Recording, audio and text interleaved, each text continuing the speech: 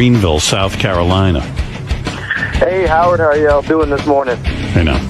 Hey, I love all you guys. And Fred, please do some more Benji and Scott DeFace impressions. They just crack me up down here in the South. It's got that good Southern drawl.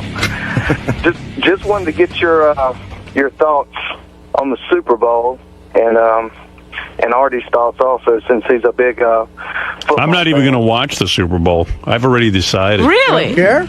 I don't care. And it's like, I haven't watched football all season, and I'm way into chess, so I'd rather play a game of chess if I have some free time. You can't play chess and watch the football game. No You don't way. multitask like that? I don't even let Beth in the room when I'm playing chess. It annoys Really? me. Yeah, because I say, Beth, I can't concentrate when you're in the room. I got to have complete silence. I'm not that good. I got to really think. And there's a clock running when you play. You know, you only have a certain amount of time. I know you want to play chess, but you can't play chess all day and then at 6:22 watch. We'll see. We'll see. Maybe I will watch. Especially since your wife is so invested in it, because she's such a Pittsburgh fan. She's invested in me. If you told her you didn't want to watch Super Bowl, would she not watch it? No, she'd watch it on her own. It is. It's on so late, too. That's the problem with the game. I'm having a Super Bowl party, and I told everybody they have to leave after Bruce performs. I'm serious. Yeah, well, then why That's would what I go? it is with us. Well, why would I go to your Super Bowl party Well, if I 'cause have to you're- leave in the middle of the game? Yeah, because it's just my neighbors that live across the street. Oh, okay. Like, I didn't invite anybody from far away. Yeah, Gary's got the home theater experience now, so he's like His now man inviting cave, everyone yeah. over. Yeah, like every minute. Yeah. I saw your man cave. No, I got a theater. How many seats are in the theater? 8 seats and 3 stools. You got to sit on a stool for the Super Bowl? No, you can do whatever you want. There's a stool in the theater? Never heard of that. It's 2 rows. Yeah. It goes up, and then the back row there's like a bar, like a piece of granite, and there's stools. They're very comfortable stools. I Why sat is there in a bar in a home theater? It's not a bar. It's like a ledge? yeah, like a piece. Why don't you put a couch or something on the back? Because I built the one I wanted, not the one you want. No, but isn't it more comfortable? Don't get defensive. no, but I'm saying there's the 8 whole- seats. That's Listen, what I wanted. The whole excitement of a home theater is that you're in a comfortable chair. Right, but you can also sit back there and you can have drinks and you can eat, and that's the experience that I wanted. Wow, that's a fucked up experience, dude. Well, because it's not yours. No, it's How not could a it be any theater. good? It's So not wait a a minute. theater. You have of a course, it's theater? a fucking theater. You want to eat? Go in your kitchen. Right, And that's then- what you would do because you, God Or forbid, eat in anybody the chair, spill a crumb. or like eat in the chair in a nice, comfortable couch. Howard. So dumb. Exactly. It's goddamn stupid. Why do you care what's in his Exactly. Stupid. No, because Oh, it's not what stop you it. think. It's stupid. Exactly. Listen to this, Artie. He put a fucking slab of granite. This is so Baba Booey. He put stools and a slab of granite in his theater. Yeah, it's unheard of.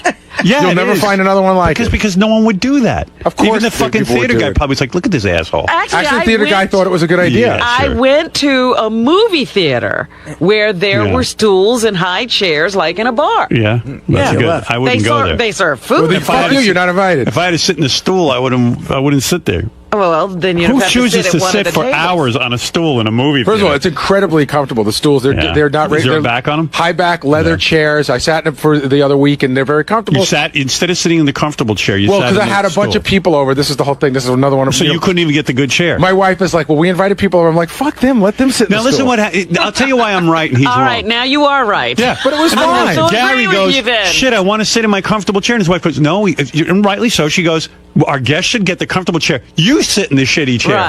But- Why should there be a shitty chair in But the you didn't fucking ask the, theater? Now the end you're of the story. making You didn't ask the end of the What's the story. end of the story? It turned out it was very comfortable. Yeah.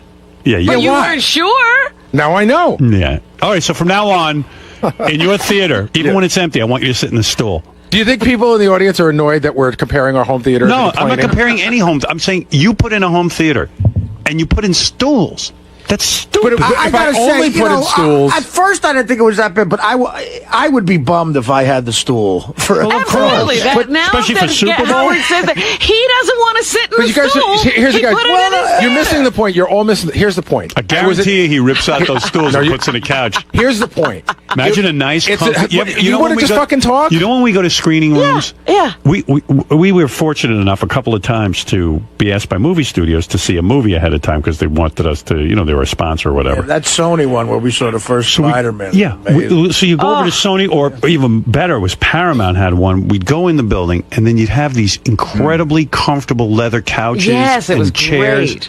And you'd have That's what phones I have. by 'em. Unbelievably comfortable leather chairs. Unbelievably comfortable. Yeah. But you can't sit in That them. go can't all the sit- way you have back. company. But guess Of course what? I could sit in Your it. You neighbor's have sitting company, them. you can't. Dude, On it's Super Bowl, rare. where are you going to be sitting? It's rare. You're going to be in a You're stool. gonna be Everybody's in a going to be moving stool. around, actually. Okay. Everybody's We'll going see. to be moving around. I wouldn't. But I I'd grab also- my good chair. I But also nobody's don't gonna- understand why you have a man cave. That's where you're supposed to watch Super Bowl. No, you're watching it in the theater.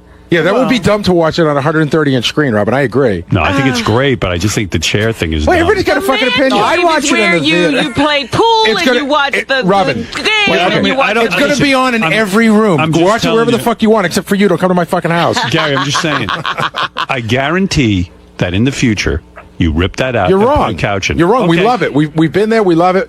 We put some food up there. People go back and Well, have then food. you sit in that. You sit at that little marble. I haven't. table. It's not, and it's fine. But I don't want you sitting in the comfortable chairs. Ever. anymore. I could do it. If, No. Because From now you on, you put sit in the stools stool. in. it's a rarity that it's full. Okay. You know what I'm saying? All right. So you're sitting in the stools for Super Bowl. I don't know where I'm throwing a party, so I'll be moving all around. I'll How be in the many man chairs cave. are there? 8. 8. Okay. There's 8 chairs, but he could have 12 chairs. Yeah. Instead, he put in. I don't know that I actually a don't- fucking place for him to eat. I actually don't know that we could have You know fit. what? I'm You looking can't at you. eat in a Again, chair? nobody listen. I don't know that we could have fit it all the way back Another place to there. eat is not necessary. Yeah. I mean, how many places does he need to feed? Well, it's not all about me, believe it or not. Sometimes you want to entertain people. Judging by the size of you, it's about you. Food is getting very important in your life. All right. Hey, Matt. Hey, what's happening in Philadelphia? Yo, Howard. Hey, Matt. Did you miss a couple of your therapy sessions, or No, I was have you in not been therapy. meditating lately? I was in therapy Why? yesterday, and I meditated this morning. But why is he asking? All over Gary. There's nothing wrong with Gary's setup.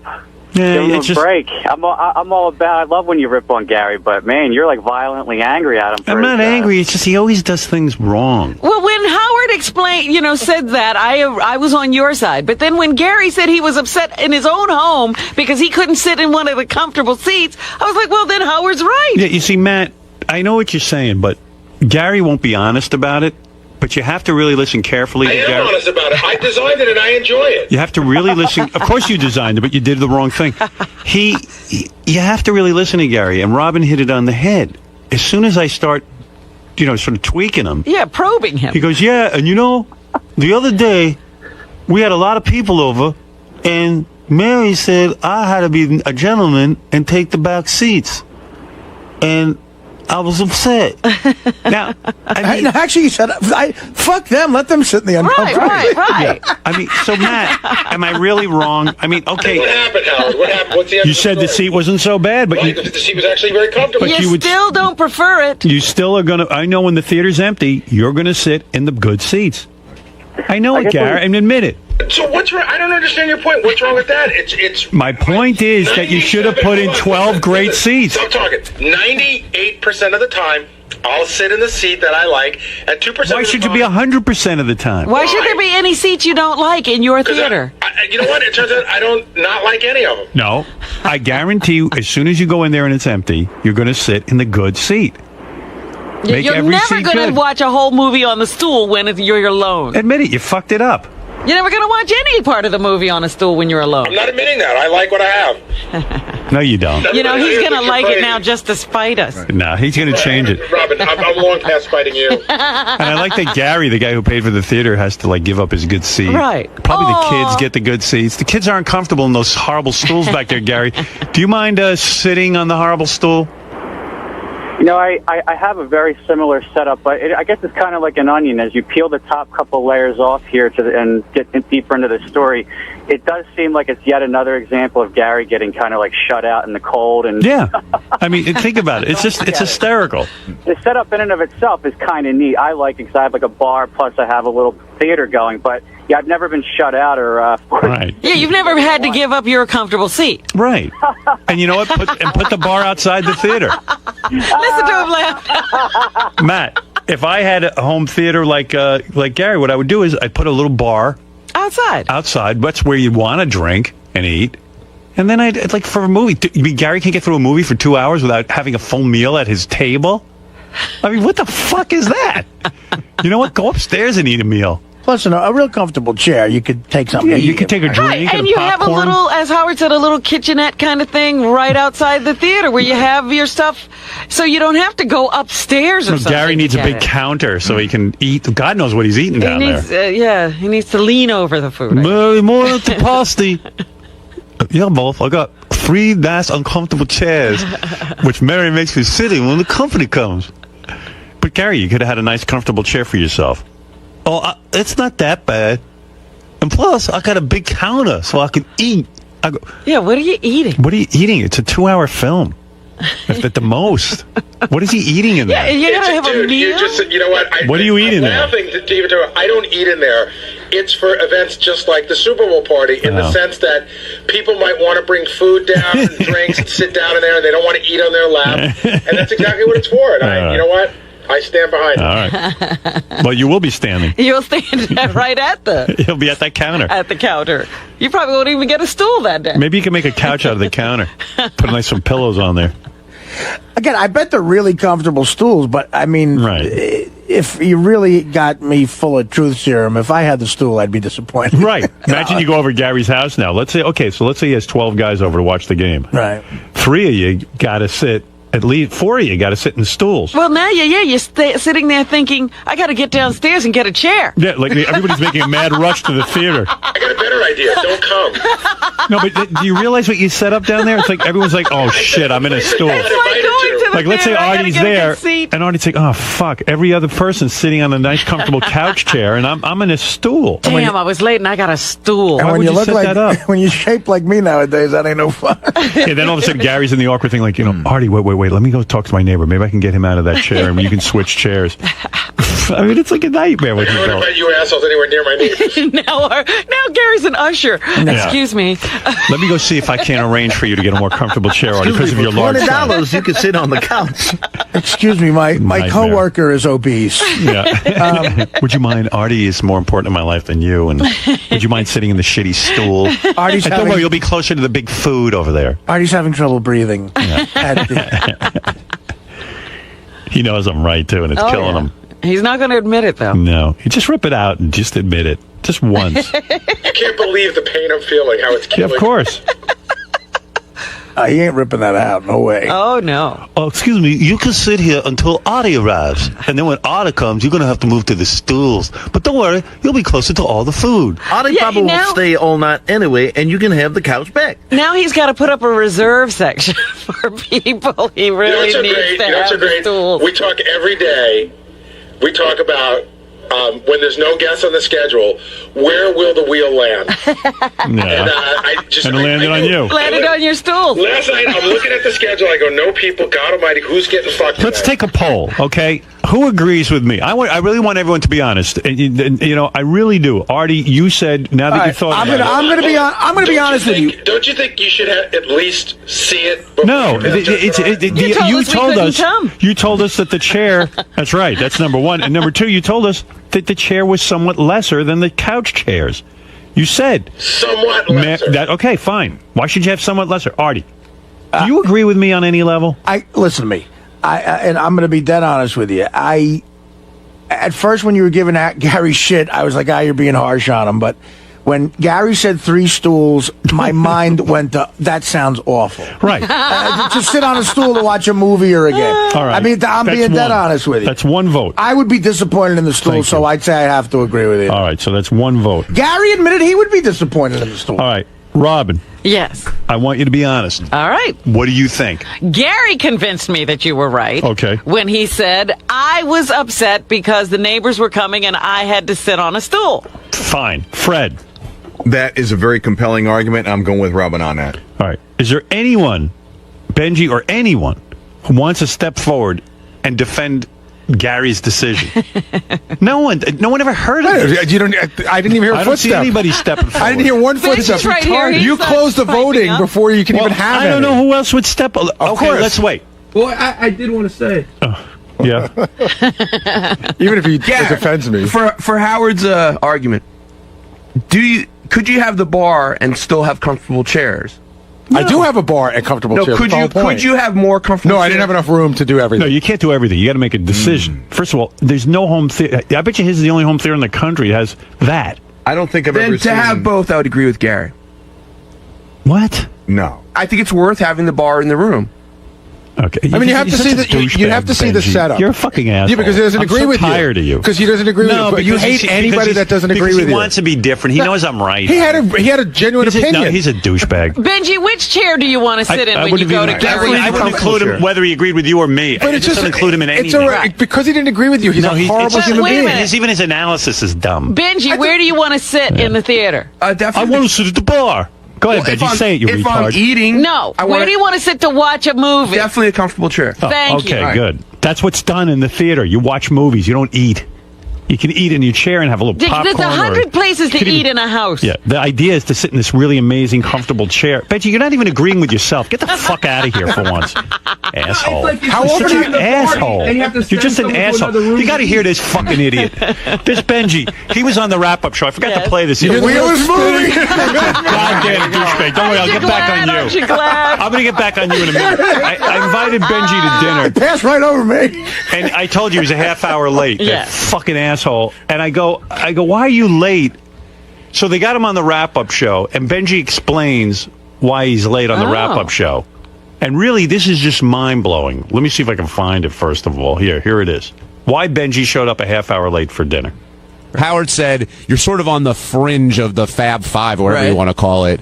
Wouldn't you take, great pains to make sure that you're there earlier? Because you don't have that far to travel either. Well, Howard had said it's at 7 p.m. and I thought about saying to him in advance, "Hey, do you mind if I get there like a half hour late?" But why? Already, you're Yeah, why are you being fashionably late? Why are you making trouble? Because I like to sleep first during the day. But see, you're off. And this isn't about Howard. I mean, but I decided not to make a big deal about it and just try to get there as soon as Some of this is about Howard, but I'm going to take Howard out of the equation for a minute and say we all worked at IBM, and our big boss, who doesn't take us out very often, said, "I'd like to take you guys out for dinner." If you walked in 20 minutes late, it's as big an issue. It's sort of like it's rude, and it's, especially when it's your boss, and it doesn't happen very often. And listen, I'm not saying I'm a goody two shoes, but I'm gonna tell you right now, Mary came in on the train, and she had to have a choice of a train that got in at 6:15 or 6:45. The 6:45 train probably would have made us 5 minutes late. I'm like, there's no need for us to be late. Right? Yeah, it was a bad idea. Then you know how Howard... It didn't go over like the big hit that I expected. Well, you know how Howard is when it comes to stuff like that, too, in terms of punctuality. I guess, to me, maybe, because I like Howard so much and like you guys so much, I just looked at it as a casual dinner with friends. And when I'm Did going you out really look at it as I mean, I wasn't nervous about dinner, but I know, Howard's putting this on. He's so precise about these things. That he hates lateness. That he wants everybody. He's mentioned to us several times, make sure you're dressed right. He's very precise about these things. He wants it to run a certain way, and you're aware of that. Now, I'm not saying you have to agree with it, but I'm saying you're aware of it. See, I always think of if there's a dinner more than 4 people, you can be within a half hour or so. That's based on what? I just think that I don't know. But you just made that up. Yeah, it's not in Miss Emily Post. But I never heard that from any. No. So if it's more than if we're having 8 people at dinner, then you could be a half hour late. Yeah. First of all, If there are 3, he has to come on time. It's so retarded on so many levels. He goes, I was thinking of asking Howard if I could come at 7:30, and Gary goes, well, why? Yeah. And there's no reason why, Yeah, just to be there's no late. reason. Well, he actually had a I made reason. dinner at 7 o'clock, and quite frankly, it's one thing if you have a dinner in your home and you're having a cocktail hour. This is a restaurant. People get there, they're you hungry. make a reservation. The table is reserved for you for a certain amount of time. I don't want to sit there and wait a half hour to order my food. I want to eat. And why would you be late anyway? What is his reason for needing another Benji, half hour? If I had said dinner at 7:30, then he would have said, "Well, I'll come at 8." I have to come at 8. I'll come at 8. What if I said midnight? He'd say, "I'll be there at 12:30." I'll be there next week. But were you busy Retarded. doing something before the dinner? No, he wasn't busy with anything. What is he busy with? He has nothing going on in his life. Howard, he didn't start and get ready, if I'm not mistaken, until 6:15. Yeah. Which means he was planning to be late. I was getting out of the shower and dressed and into a cab around that time. Yeah, I mean, so Fred's rushing. Everyone's rushing to be on time because that's when we're eating. I was so pissed. I was just sitting there going, listening to this shit. And I'm like, and then he says, well, there's a rule. If there's more than 4 people, you can show up within a half hour, and it's like, well, It's his rule, Benji's rule. it's the Benji rule. And Benji doesn't get invited anywhere. And Benji doesn't tell anybody his rules. So, and then even Because you like with could the have told Gary him thing, then the dinner was at 6:30. even with the Gary thing, he goes, "Yeah, I would like to sit in the comfortable chair, but I agree with Gary." It's just everything's dumb. It's contrary. It's contrary. I knew it. He's Mr. Contrary. I knew he'd have to find a way to be Right. He's contrary. the contrarian. He's got to be the one who steps out. You'd be so much more interesting if you gave a real opinion. Your mic's shut up. off. Shut the fuck up.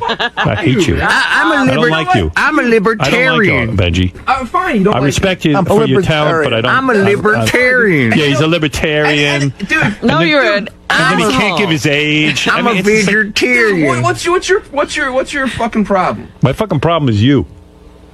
No, it's not. No, it is. You had You're my you had problem. these kind of problems before I was around. No. Yeah, you did. Oh, Why my are you so God. upset? If Benji told me he was at home working on a cure for cancer, maybe that'd be a legitimate Right, excuse. If he yeah. was just on the No, verge of not the breakthrough. cancer. I don't want to do cancer cure. Yeah, right. I want Just to as I find. was leaving, I got a brainstorm and I had to write it down because it's but- going to change the But world. Benji would be inventing. I'm making a magazine cancer. of women who have scoliosis. You'd be inventing a way to give people cancer. I mean, really, what is your problem, dude? Ay, ay, ay. I was Guy's so seated. disturbing. I was seated by 7:20. 7:20 is too late. We were waiting forever for you. That's That's all almost I I, can like say. Benji, I will tell you this. Yeah, I'm not time. kidding. At 7:15, Howard turned to me and he goes, "Where the fuck is he?" I mean, and I said, I will never invite him to another You did thing say again. that. I won't. I All won't. right. I will not invite you. Dude, that's You proved it to me. You don't want to be there. You're a waste of Every time. time you do invite him, it's a problem. There's always an issue. Just fucking show up. What's the problem, man? Who are you? I forget the last thing I invited him to, and he was like, well, is it okay if I tell you tomorrow he or invited closer me to the an event? election night party, and I said, I have Mari go to some parties. Can I come to that one and another one? He said, no, I'm just coming to, if you want to come, just come to this one. I said, okay, well, I already obligated myself to another one. Thank you very Right, much. but already every confused. time it's something with you. It's never like yes or no. And who's looking for him? No one. And he gives you that look, No. like I got a problem. You know what? I get along very well with people. No, you don't. Yes, I What do. people? How many friends do you have? I have lots of friends. Yeah, let's, sure you do. let's compare our MySpace page, man. Come on. Well, you got me there. I do, Howard. I have lots of friends. lots MySpace, of you got close me. friends. You definitely have more people in your MySpace. But it's not page. just me. You have. You have a MySpace page because you I have don't no have friends. a MySpace page. Yeah. But why do you let everything bother you so much? You bother me. And What? Gary's decision bothers me. It bothers me when people don't think. I don't. Gary built a theater where when he has more than 8 people, his wife goes, you'll have to take the shitty seat. And I think the decision was it's worth having. All right, a good. bar in All the right, I'm room. glad what you think. It's worth having a bar in a theater. You're so fucking retarded. That's a retarded thought. It is. Even Artie's laughing at you. And Artie's had some retarded I'm thoughts. laughing at the whole situation. But Benj, we've been working here for about the same amount of time. You know you didn't think Howard throwing a dinner at Danielle, you know that's not a casual dinner with friends. You know you got to be on It's not time. This isn't like a- TGI Friday. Yeah. It's not like a barbecue either, where it's kind of open-ended. People kind of show up you know when they what, show and up. You know what? I'll tell you why you're out of your mind, and you really got to work on this because people aren't going to put up with it. If you'd come in and said, you know what, a terrible thing happened to me. I was on my way here and I got hit by a car, or something terrible. But you walk in and go, I thought that if it's more than 4 people, you could wait to come. But why would you wait? Just come at time. And Why it's would I make a rude dinner? to everyone Why else would at I the make a dinner at 7:00 so you could come at 7:20 or 7:30? It's the more than 4 people rule. I apologize Yeah, that it of upset course. you. It was a nice dinner, and I apologize that it upset you. And then you don't I can eat. see maybe I'm and not then you didn't seeing eat it. anything, and then we have to wait for you. That was even more bizarre. Even that, the food, the ordering, I'm not everything through was with a dinner. problem. He finally orders something, and they won't order an appetizer. Everyone's having an appetizer. Right. Okay, fine. I order him an appetizer. Then he asks everybody at the table, "Do you want my appetizer?" No, Nobody you- was I getting an didn't know appetizer. if it was He goes, "I got one coming. Would you like it?" It is just like wanted to chaos. And then he won't eat his main course. Right. No, We all Howard- finish the main course. Howard. He's just all sitting there, and then finally we're ready to order dessert. And he goes to. And he's He still says to the holding waiter. on it. He Yeah. says to the waiter, "This is the kicker. I'm not done eating yet." So now we're all sitting there waiting to order dessert for 10 fucking minutes, and he still doesn't eat his entree. That's exactly why you should show up on time. Listen, you don't start eating before us so you can finish on I time. would be happy to. You're so fucked, and you're so fat. You know you want to just fucking slosh everything down. What's that waiting to eat? And I'm not going to get an appetizer. I'm fat because like I'm not you don't hungry. eat much. I'm not hungry. I have No, a you're hungry. glandular issue. Dude, you're fat. You eat. Yeah, I overeat. But when I'm social, Oh, but when you're with us, you don't overeat. no. Well, now there's the time to overeat. But also, if I had let the waiter take the food, you'd be like, I just spent this much on the food, and now he's giving it back. So eat it in the appropriate time. I would take it in a doggy bag. I don't Everybody's care. Just plate take- was empty but yours. Seriously. Like, they gave us plenty of time to eat. And listen, the lateness has nothing to do with it. 'Cause I you're started such eating a the same fucking time you guys did. maniac, man. Your parents No, must I know, have just but- totally raised you like in an environment where you got to do whatever you wanted. I've met his true. parents. Do you not- His parents are fine. Benji's fucked up. Hey, I got a wheel spin for you. Lisa pulls me aside in the hallway yesterday. This is off the air. And she says, I'm really worried about Artie's penis. Why? She's like, again, she brought this up before. She said she's I He's looked at the picture. deflecting. Yeah, All right, but let's hear this. She said, creepy. I looked at the picture again, and there's no like penis bulge, and I think that the heroin's shrinking his penis. Did you really say this? And I was like, I was like, Let me see Lisa, I that don't know that picture. heroin does that. Maybe it does. Lisa's focused on your crotch. Yeah. Lisa, I really, try to that explain is her the how penis creepiest is thing I've It is ever not heard. creepy. It's the Gross truth. sometimes. What are you doing looking at Artie's Your hands, crotch? you're all bloated. Your hands are bloated, and you have no No. penis. Lisa, what are you Lisa, talking he's wearing about? sweatpants. How would you see his Right. penis? Look, I'm looking at it. Well, if he had one, maybe you would see Oh, you something. can see outline of balls and dick a little No, you bit. don't. First of all, Let me take a look, this because is- I really didn't look at that. But that's the creepiest thing I've ever heard. What do you think? His cock's inverted? I think it's shrunk. No. From what? How would you know? Well, she thinks the heroin might have done something to it. You're that worried Benji about... did really well That's how deflecting. any man would look in sweatpants. No, You think so? Yeah. They're bunched up. I think you're off base on that. No, Lisa, And how do you know they didn't airbrush? Maybe he bulged so much they airbrushed. Lisa's trying to be outrageous now. With the No, Lisa. I'm not. The Yes, you are. Lampanelli Yeah. connection. No, I'm not. Yes, you are. I mean, you're being weird now. That's actually Why don't you weird. show your penis to Lisa? Take her in a I actually She might- wants it. I actually might go to Human Resources now. Yeah, I think you're being sexually harassed. I have to agree with that. At first, I thought it was a joke. Lisa, that's gross. You're staring at pictures of his And, penis. you know, I'm not being- staring at it. It just kind of went. What He picture doesn't have have you one. seen of a guy where you can see his cock? It's not that you can see it, but I mean, if you have something to show, usually there's some but kind he's of wearing pants. right, and there's I'm saying- nothing there. You know, in a way, you're right. That I'm looking at like you can see the outline of my dick right You here. see a little something. Oh, Howard, don't show up. I'll be so embarrassed. I mean, she wants to see it. You're looking down at yourself? Yeah, I can see it. But anyway, Always a little something. Let me, Artie, stand up now. See if we can see any little bulge. Then he's wearing sweatpants again. Well, then this is a perfect test. See, turn around. Now you can see it. I see his dick. You can see the head of his cock. Big and thick. And it's going to go in your mouth. Why don't you try a bowl of Diet Cottage cheese first? All right. In your mouth? In your mouth. Let's see. Robin, how would it work? Let's say me, you, Gary, Mary, Artie, Fred, Benji, JD, Sal, and Richard. Well, it's already too many people. No, that's 12, I believe. I think I'm right, but I might have lost count. Well, first of all- definitely J.D., Sal, and Richard have to take stool. No. First So of all, don't you think Gary should have to take this? Robin watches everything from the man cave because that's clearly the place to be. The No, theater's I stupid. said you do Super Bowl in the man cave. Right. No, but aside from Robin's comment, does Robin get a good chair? Listen, my guests will always get a good chair. But then you got to choose a couple of guests to sit in the bad chair. Yeah, who's sitting on a stool? Yeah. Well, right now I only have 3 stools, so that's Mary and I, and I'd say You going to Sal. put your wife in a bad chair? That's her idea. I'm telling you. She's the one. She tells me we're having this party. We were watching Slumdog Millionaire, right? Right. Right. Some of the neighbors over. She tells me, Hey, can you give me a copy of that for my parents? yeah. My if I still- if I- mom and dad want to see it. I think I have a copy All of right. it. And they're old. They can't get to the theater. So she tells me in advance we invited 3 couples, so that's 8 people. And then at the last minute we invited another couple. So I'm like getting ready to go down. Mary says, we'll sit in the stools, and I was like, why? And she's like, because we're you're the host. Right. She's right. Oh, so Mary and Gary are taking 2 of the stools. Who gets That's right. the third stool? Yeah. So Sal. All right. Because I need to keep an eye on him. First of all, Howard's leaving early, so I'm taking this chair. But you see, I would feel so guilty. I'd say to Mary, "I'll sit in this stool. You can have the good chair." And there's See, the right rub. away But I don't have the now, choice. Your guests are taking I'm stools. going to give up my chair for Mary. I see. Uh-oh. Baba Booey's going to sneeze. It went away. Just made the strangest face. I thought he was having a spell. I got a tickle running around in there. I thought you were having a seizure. Yeah, I know. Really? Do we need to call someone? Yeah. I'm obsessed with your home theater. I can't tell you how freaked out I am. By the way, I just want to say I'm going to plug something. It's going to be featured in Sound and Vision magazine. They're doing Your a home big piece theater? on it. Yeah. I'm going to be getting a copy of that. You will be. Does it show the stools and the bar? It had the photographs have been taken, but it'll show everything. Okay. Hey, Gary, what is that gadget Gary thing you do? That's not you got to be on the news doing like suggesting gadgets. Yeah, I'm going on Howard. I'm going on CW11 a week from this Friday, and I'm going to be the gadget guy. I'm going to be showing cool new gadgets. That's cool. Yeah, you're into all that high-tech stuff anyway.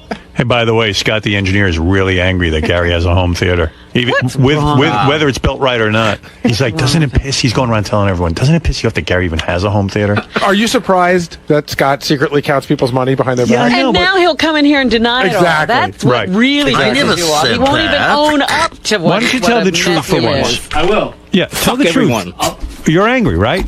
I'll absolutely tell the truth, and I'm not angry. And I said it to my intern. Yeah, what'd you say? As a joke, right? I said, I'm going to go try and piss Sal off. And I wanted to see if he'd come and tell you. And he did. He went right to you. But meanwhile, you had the thought. Right. No. I wanted to try and piss Sal off. And I told my intern, I'm going to go and try and piss Sal off. So when it goes back to Howard, you know that I was doing that. All right. And he'll verify it if he wants. Meanwhile, you had the thought. You're so foolish. You're so full of shit. No, go get my intern. He bitches every goddamn day about everything. Why don't you just run to Howard? Why don't you just run in here and just fucking open your mouth? Wait, hold on, hey, Scott. I passed hey, you if I in the ever told hallway. you a secret and you could hold it in, if you told that'd me be it was amazing. if you told me it was a secret out of respect, like you're such a fucking asshole. Scott, you've told me a lot of secrets. Trust me that I've never said. Okay. You passed me in the hallway and said. How? Because you said never mind the stools. How pissed are you that cocksucker has his own home theater? That's right. I did say that. So you are bitter about it. I told my intern I was going to tell it to you, trying to piss you off. But Scott, you still had the thought. But I'm not pissed. What do I give a shit? You're pissed off, Scott. I'm not pissed off. You're so pissed. I don't give a shit. Sometimes Scott one time drove me home, Howard. We got in his car. It's this little piece of shit jalopy, it's putting away. And Scott goes, look at my limousine. Well, that's true. That's true. Yeah, Freud would argue. I don't know. I go home. I got a nice, comfortable, recliner. I don't have a stool. He's bitter. I got a stool. I don't care. You watch TV on a recliner? Yeah. Yeah. Well, you make more sense than he does. Do you keep the comfortable chair when guests come in? I got 2 comfortable recliners and a nice, comfortable couch in my den, and it's fine with me. You have a TV? Yeah, a little 19-inch. No, I have a TV. Can't even believe it. I have an HD TV, too. Can you believe he has a TV? Really? He gets pissed at He was pissed when I mentioned all the people going to Gary's theater in my imaginary scenario, and I didn't mention him. You didn't mention him. Yeah, I get reports on you all the time. All right. Thank you, Scott. What? Yes, Ralph. Hey, now. Hey, now. Can I do an impression of Gary on the wrap-up show? Sure. So here's the deal. Like I was telling the news department earlier, Howard had 4 hours to fill. I knew something was going to happen. I never know who it's going to be. Blah, blah, blah. Like the wrap-up show becomes him saying that, it was just a bit. You're not real. You don't really think it was stupid. I do. That was just a bit, I tell you one thing I do know, Rob. I think you're stupid. I wouldn't build a home theater and then put like a bench in it. Right? I mean, that's retarded. You want comfy chairs. That's the fun of a home theater. And he won't admit that he's wrong. Here's he just won't rip it out and just take care of the problem. You want to hear something really retarded? A guy who's got way too much money. Like, in what world would Bob Booey ever have a home theater? Right. Okay. Listen to what goes on in Ralph's world. Guy's got an HD television. Right. Giant HD television. You watching any HD programming, Ralph? No. Why not? Well, yeah, actually, I am. Blu-ray. No, but how come Ralph is too cheap or can't get HD? He won't get HD. No, I'm just not a fucking glutton. I don't need you have to have everything, Gary. I mean, Ralph, why would you think it's gluttonous? You got more shit Hold on. in that house. You think it's gluttonous to buy an HD television, spend all that money, and not have HD cable? You think that's gluttonous? Well, I'm not going to pay an extra $100. Because you're a cheap fuck. I'm not going to pay an extra $100 a month just so I can get my picture a little better. And why'd you buy the TV? Why aren't you satisfied with what you have? That's the big. All right, guys. If you can take it up on the wrap-up show. You don't think that that's stupid? Well, I have a feeling that Ralph doesn't want to pay for the cable, so what he does is he watches Blu-ray and DVD on his high-def television. Why would Gary? Seriously, why would I pay an extra $100 just to get HD? First of all, I can't believe it costs $100 to get HD. It does. With cable, I don't want to bore you with the math, but it does. All right. Hey, anyway, guys, you can take it up on the wrap-up show. I'm sure it'll be fascinating. But again, Ralph just sits at home all day. He doesn't do anything. He doesn't produce anything. He doesn't generate anything. I'm not even sure he still gets a check from you, but he's got a plethora of opinions. Somebody had to get hit, and it was my turn. Well, keep talking. It'll be your turn, dickface. Not my turn. All right, Ralph, thank you for your thoughts. This is me, and then it went to Artie, and then Benji. And I think what I'm hearing is somebody who was jealous that they didn't save his money for the last 20 years to have his own home theater. No, I have a home theater. Yeah. My couch is in front without HD television. He's got a screen and he's got a couch. Yeah, that's my home theater, man. All right, thank you. Thank you. All right, enough with the home. All right. It's causing all kinds of rifts. Is it enough, Howard? That's enough. It's officially over. Yes, Dave. Hey, Howard, it is generally an honor to talk to you. I gotta chime in though. For after this home theater thing, I used to be in this business for 7-8 years, and the fact is that if the client was a complete asshole, I would let him spend his money on whatever they wanted. Right. What do you care? Yeah. Exactly. But the fact is, if they were decent people, I mean, they truly listen, etc. The first thing I'd tell them is, when you're building a theater, understand it's for movies. Okay, have a kitchen outside the room, or a bar area outside the room. The other thing that they would try to do is, we want speakers in our dining room, and I tell them, listen, dining is for conversing. We're going to talk here, and the rest of the house, just turn up the volume just a little bit. Right, just so you have a little ambiance. Right. Exactly. You put the comfortable seats in the theater because it's a theater and not a nightclub. Yeah, you know what it is? It's a case of wanting to cram everything into that one room. In other words, I'm going to have my eating area. I'm Make going it to have multi-purpose. Yeah, we're going to have guests. We're going to serve So, food. Howard, It's a theater. It's for a theater experience. Can I ask you a question? Dave, as a man in the business, thank you for calling in because that's my point. Yeah. No, it's a man who used to be in the business. No, yeah, I think he said he's out. Are you still in it? I still do it on the side. I built theaters all over the country. A lot of them in magazines that you're published in, Gary. And again, I'm a techie guy, so I really like the things you say. But I do have to go with Howard on this one for the sole reason. Again, it's a family or guest sitting in a comfortable environment. The room has a purpose. In other words, as you say, would I build a dining room and then put a greenhouse in it? I mean, you don't have to. In other words, it has a distinct purpose. It's 2 minutes home ago, theater. you said it was enough. I know. Well, Dave this got guy me charged called up. in. Yeah, I mean, And you're still fighting. He knows what. He I didn't knows. realize a professional home theater guy was going to call up. Yeah, that's a weird thing too, because almost any guy can be a professional home theater That's guy. bullshit. He understands that too. Like you could just say you're one. No, but there's a lot of guys who do it who aren't that good. Well, at it. you're right, but I'm CEDIA certified. I've done this for a long time. And Gary, I'm not going against. I've had clients do it, but again, they were the idiots that didn't listen. Not that you're an idiot. But I got to tell you, this was Dave. Yeah. I'm building a swimming pool in my den. What do you think of that? I'm going to combine the purposes of the room. If you're not going to listen to me, I think it's a great idea. But otherwise, hey, well, why the hell wouldn't you listen to the people that you're consulting with? But I did listen to the guy. Would you be surprised to know that it was his idea? Well, I don't know, Dave. I'd love to talk wrong, but I'm in the middle of planning a shooting range in my kitchen. I'll see you later. That's a great idea, Howard. Thank you. Yeah, if you could help me build that, thank you. You got it. Right. I'll spend all kinds of money. Honey, I'm hungry. I got a kitchen in my theater. I mean, if I'm going to be down here shooting, I like to eat. Have a sandwich. So, Gary, why do you think Howard's so hung up on this home theater thing? Because there's no guests on today, and because he gets a thought in his head, he can't get rid of it. Now, does it bother you that in the beginning, mostly everyone seemed to be on your side, and now it seems like everyone's against you? I don't really care. I genuinely don't care. I just look at it as killing time. I'm sure. Listen, maybe in his mind he thinks it, and maybe 15 years ago I would have really been bummed out about it. It's my house. I like it. He doesn't have to use it, so it works out really well. Do you think any of them are ever going to see your home theater? I got slammed in the email about Gary's screening room. Oh, really? Howard, you narrow-minded dipshit. Gary's right. Any idea that isn't yours is automatically wrong. You have no effing idea what Gary's home theater looks like. Oh, no, I just saw it in a picture. I was absolutely right. He's got 8 beautiful, fantastic those chairs. chairs look really comfortable. Like, I would definitely sink into one of those leather chairs and watch a movie. And if I had to sit on one of the stools, I'd be pissed. Because I'm there to relax in somebody's home theater. You wouldn't be watching the movie. You'd be glaring at the people in the comfortable chairs. Here's another one. Howard is so neurotic. To critique Gary for how his theater is set up is completely ridiculous. Well, you know what? Then the whole show is ridiculous. Because it's just, I hear something like that, and I go, well, you mean you have...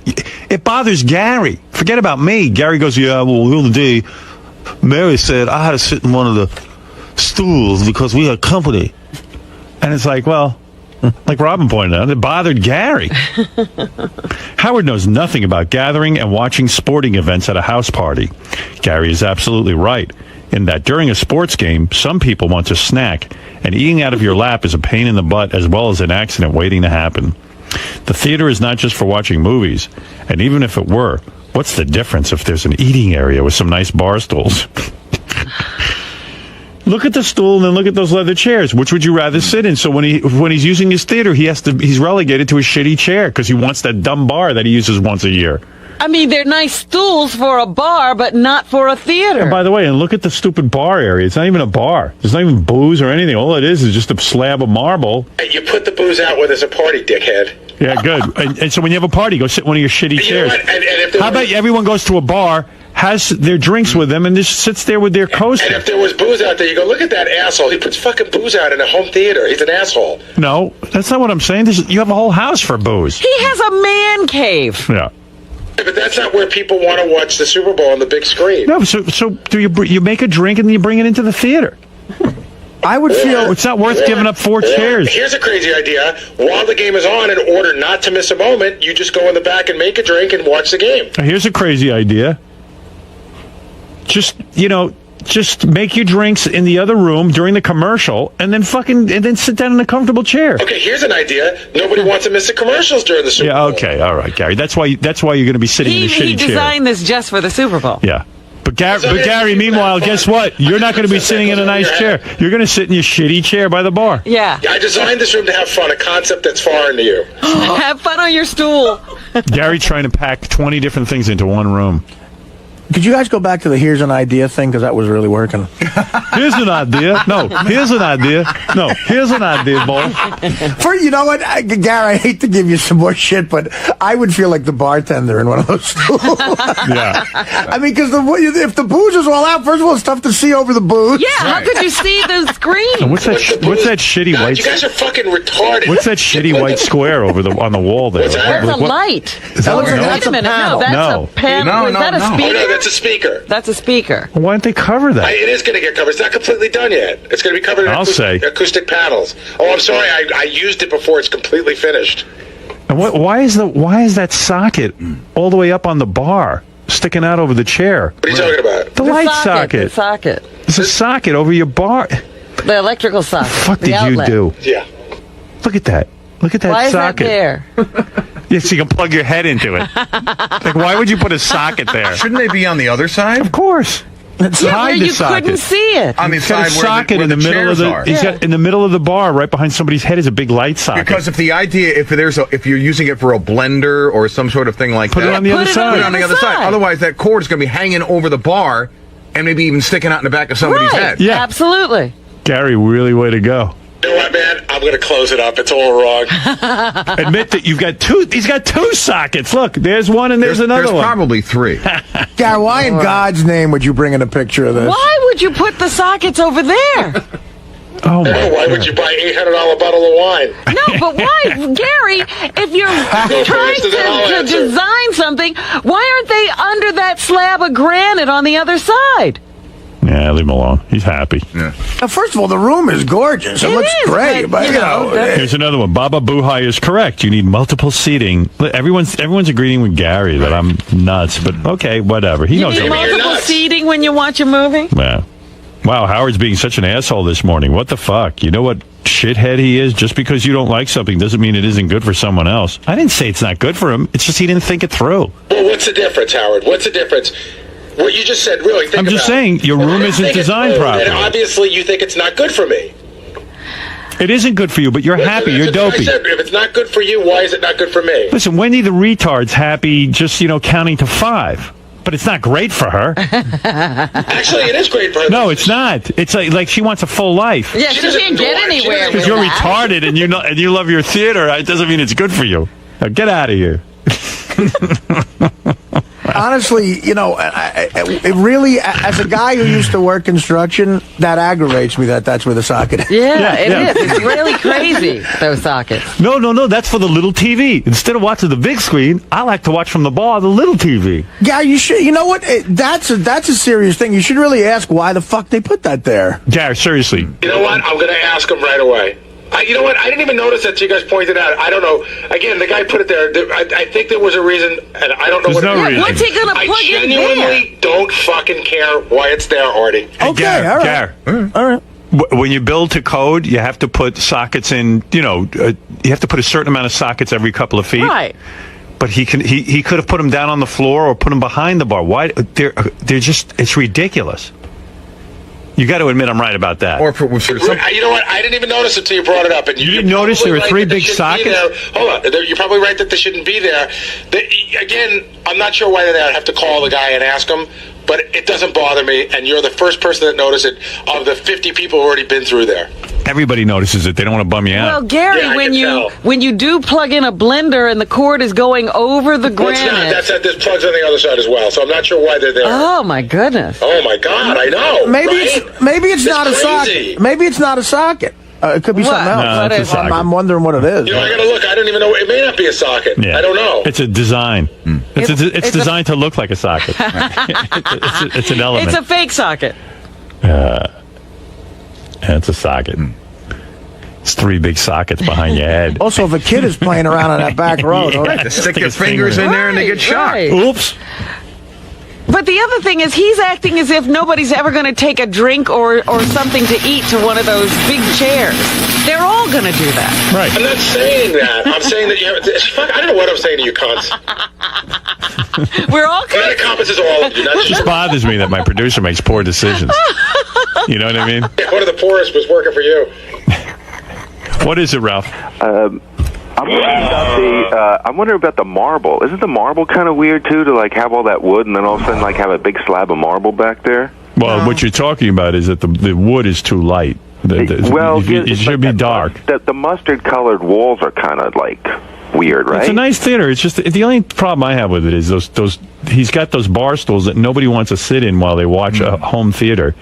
Those chairs look amazing. Yeah, aren't they great? They look super comfortable. Those Yeah. 2 horrible things in the background. Right. He blew it. And you know what, though? That's easily fixable. He can rip out that dumb bar that's never going to be used, really. And put in more chairs. And put in just another row of chairs or a beautiful leather couch to match those Yeah. chairs. He won't do it. I can't do it, Bull. Yeah, I don't want to be wrong. Could you bring in some pictures at other angles so Howard could look it over? That theater would be perfect if it had another couch in the back. Oh, how nice would that be? Oh, wait. Gary's got pictures of his entire house and his floor plan up on this website. Oh, really? Really? Yeah. Really? Why did he do that? He must be getting paid. There's pictures of him building the house and him standing around the house while it's being built. Yeah, they're all pictures inside the house, Ralph. Yeah, but why would you do that? Why would you let somebody? You put your floor plan up on this website. Yeah. Are you getting paid for that?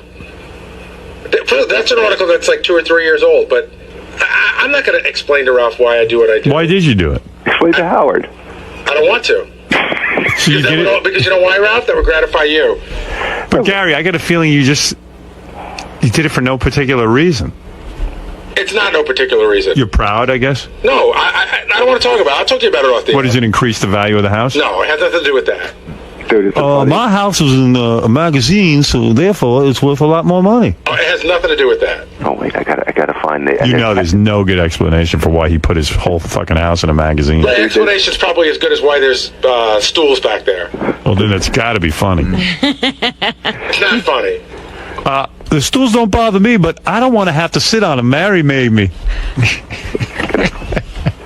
There's snapshots of his whole house. Really? I got to look at that. And then, like, Gary, Howard, you did look at it. It was the original magazine article from like 2 years ago. What was the reason, though, for doing it? Did you got paid, right? I didn't get paid for it, but you know what? The reason I did was I got a lot of the stuff that was used at a reduced price because they knew it was going to be in the magazine. Oh, in other words, it's like a designer's showcase. Yeah, I guess in a way, like people. So you got paid. I guess, I didn't get money, but I did benefit from it. Gary and McCabe in the great room.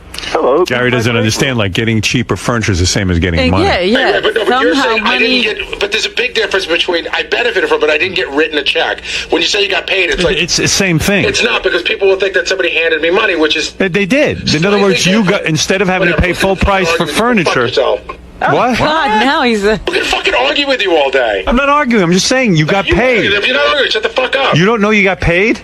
Shut up, and then we won't be arguing. You don't know you got paid. You don't know that getting cash is the same. Money. Let me ask you something. Let me ask you something, Gary. Gary, because you're my producer, I got to understand your mentality. Getting paid means somebody handed you money. Okay, so let me ask you a question about that. Similar. I did. One of the ways of getting talk all day. I don't give a fuck. I'll run your fucking show. One of the ways of getting paid. Wow. One of the ways. That is ruining the show. One of the ways.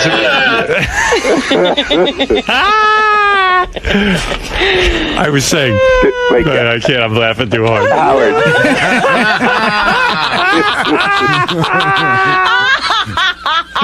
One of the ways. Come on, Gary. Oh, God. All right, I give up. It's so much fun to fight with Gary. I was going to say to my audience, and not to get, no, this is something else. One of the ways of getting paid in life is receiving actual money. Well, on game shows, at the end of it, they say items have been furnished in exchange for promotional. Gary, would you agree that on Let's Make a Deal, those people are getting paid? Oh, they're winning prizes, which is a little bit different. I mean, at the end of the day, you're benefiting, but they're not getting paid. To me is somebody hands you money. All right, can I ask you a question, then? A serious question.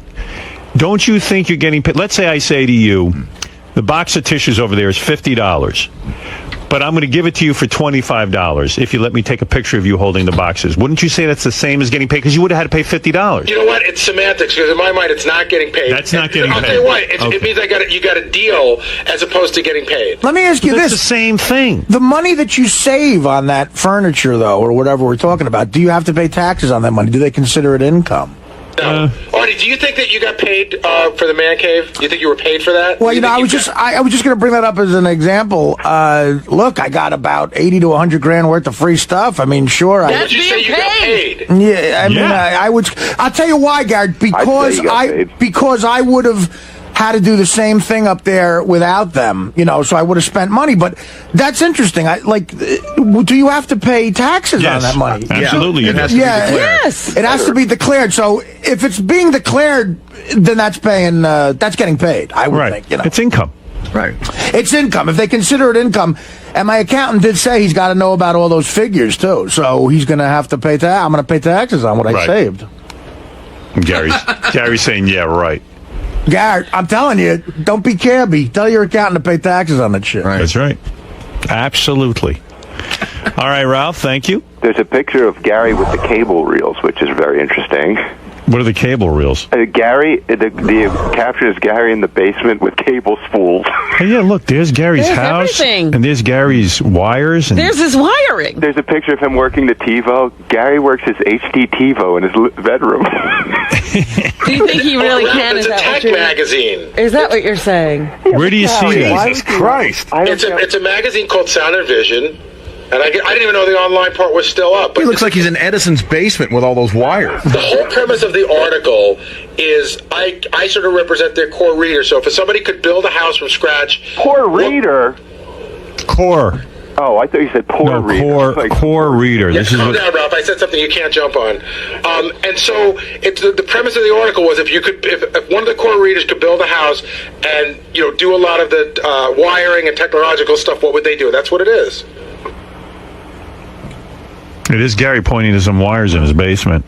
Look, here's a close-up of Gary's street sign, and the street name and his address. The house is beautiful. House is beautiful. All right. That's a gorgeous house. Beautiful. And if you keep going, you can see the floor plan. I saw the Why floor did they plan. put your floor plan up? I mean, that's crazy. Because that's important. You should be able to find Gary when you need him. Because the core readers want to know the entire floor plan when they fleece the joint. They don't have to worry about bumping into walls. They know where all the doors are. Let me take this opportunity to point out that I have an unbelievable security system with 4 cameras and all sorts of other stuff in case Ralph's getting any wacky ideas. All right. Page 24 is how to decode that. Right. I'll be by later. Along with Google Maps, I'll be tracking you down. All right. Thank you, Ralph. Bye now. A lot of super fans want to build the same exact house Gary has. That's what's going on. Yep. I just said to my builder, can you just give me Gary's house? Give me one of those. I don't need an architect. I want Gary's house. Well, I've been over his house. It's a nice house. It's a beautiful house. I just saw pictures. But I was over there before the home theater was built. If I had been there, I could have helped him. You could have helped him out. But no, he has to do He everything on never his own. told you he was thinking of stools. He should come to me, Wolf, I'm thinking of stools. I would have said, here, take a stool and bang it over your head. A stool. No one wants to sit in that stool. Wolf, I'm going to put 2 stools right back here. This picture's only convinced me I'm more right.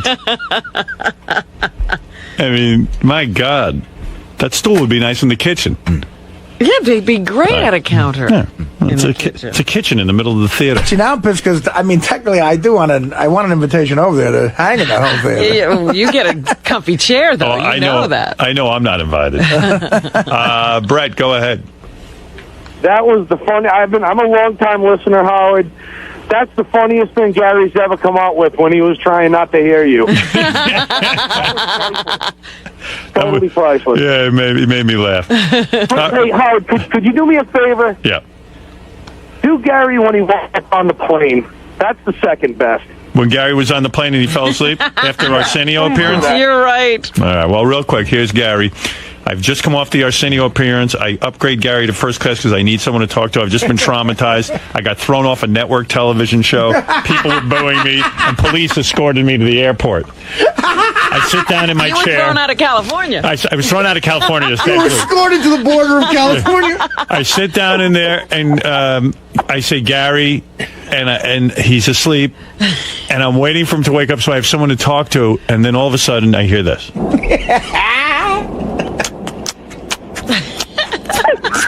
Now, that's the sound of Gary's mouth being very dry and him sucking on his teeth because he's waking up and he's thirsty. It's 2 hours into the flight already.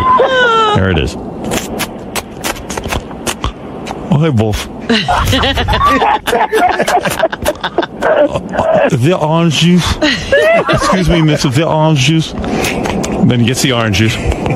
I go, Gary, can you believe what happened on Arsenio? Oh, yeah, it was so bad, Wolf. It was really terrible. And then he just falls back asleep, and I'm sitting there going, Gary said it was really terrible. But Gary, don't you think it was funny, though? But it was funny, right? It was worth it.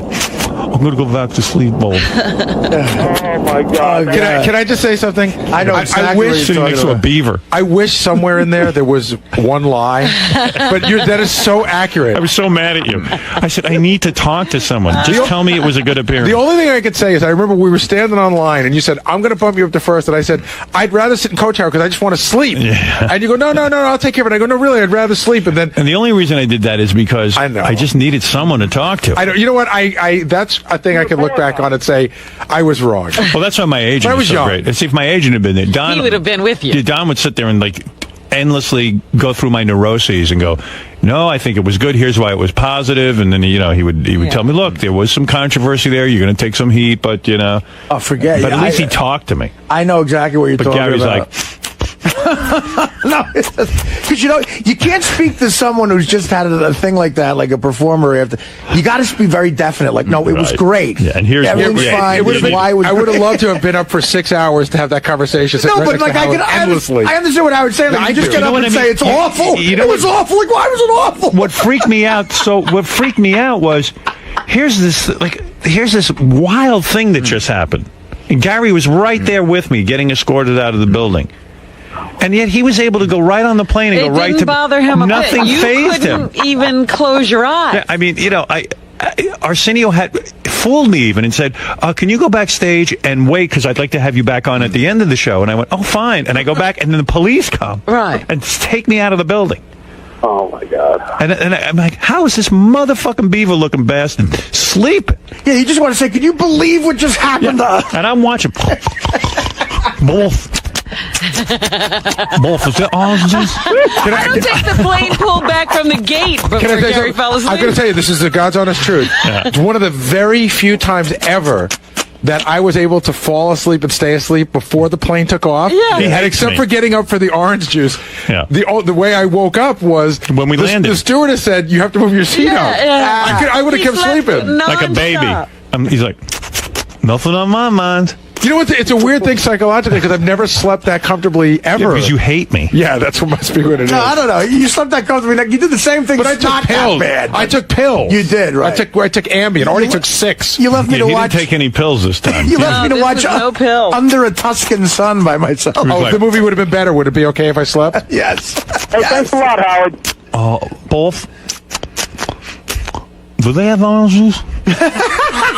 Do they have Gary, I can't stop thinking about the Arsenio appearance. Oh, yes. Terrible. I did not say that. No, you were just like, oh, I did not say it was terrible. Yeah, you did. And I you went did back not. to bed. That's the lie. That's the one lie you're telling. Time to get up. We landed. Gee, that was great. I'm glad you were comfortable.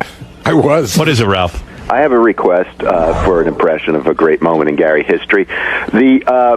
The first time you made fun of his caps on the air. Oh, all right, I'll do that. We were at NBC, and I made fun of Gary's caps on the air at NBC, and then we went back into the office. Fred was there, not Al Rosenberg at that point, and they were Fred and Gary turns to me and he goes, "Oh, who told you I have caps?" I go, "What?" He goes, "Who's the big mouth who told you I have caps? I mean, who told you?" I said, "Gary, nobody told me. I can look at you. I've known from the second I met you." He goes, "What? I never heard of that. No one's ever told me that I have caps. No one knows."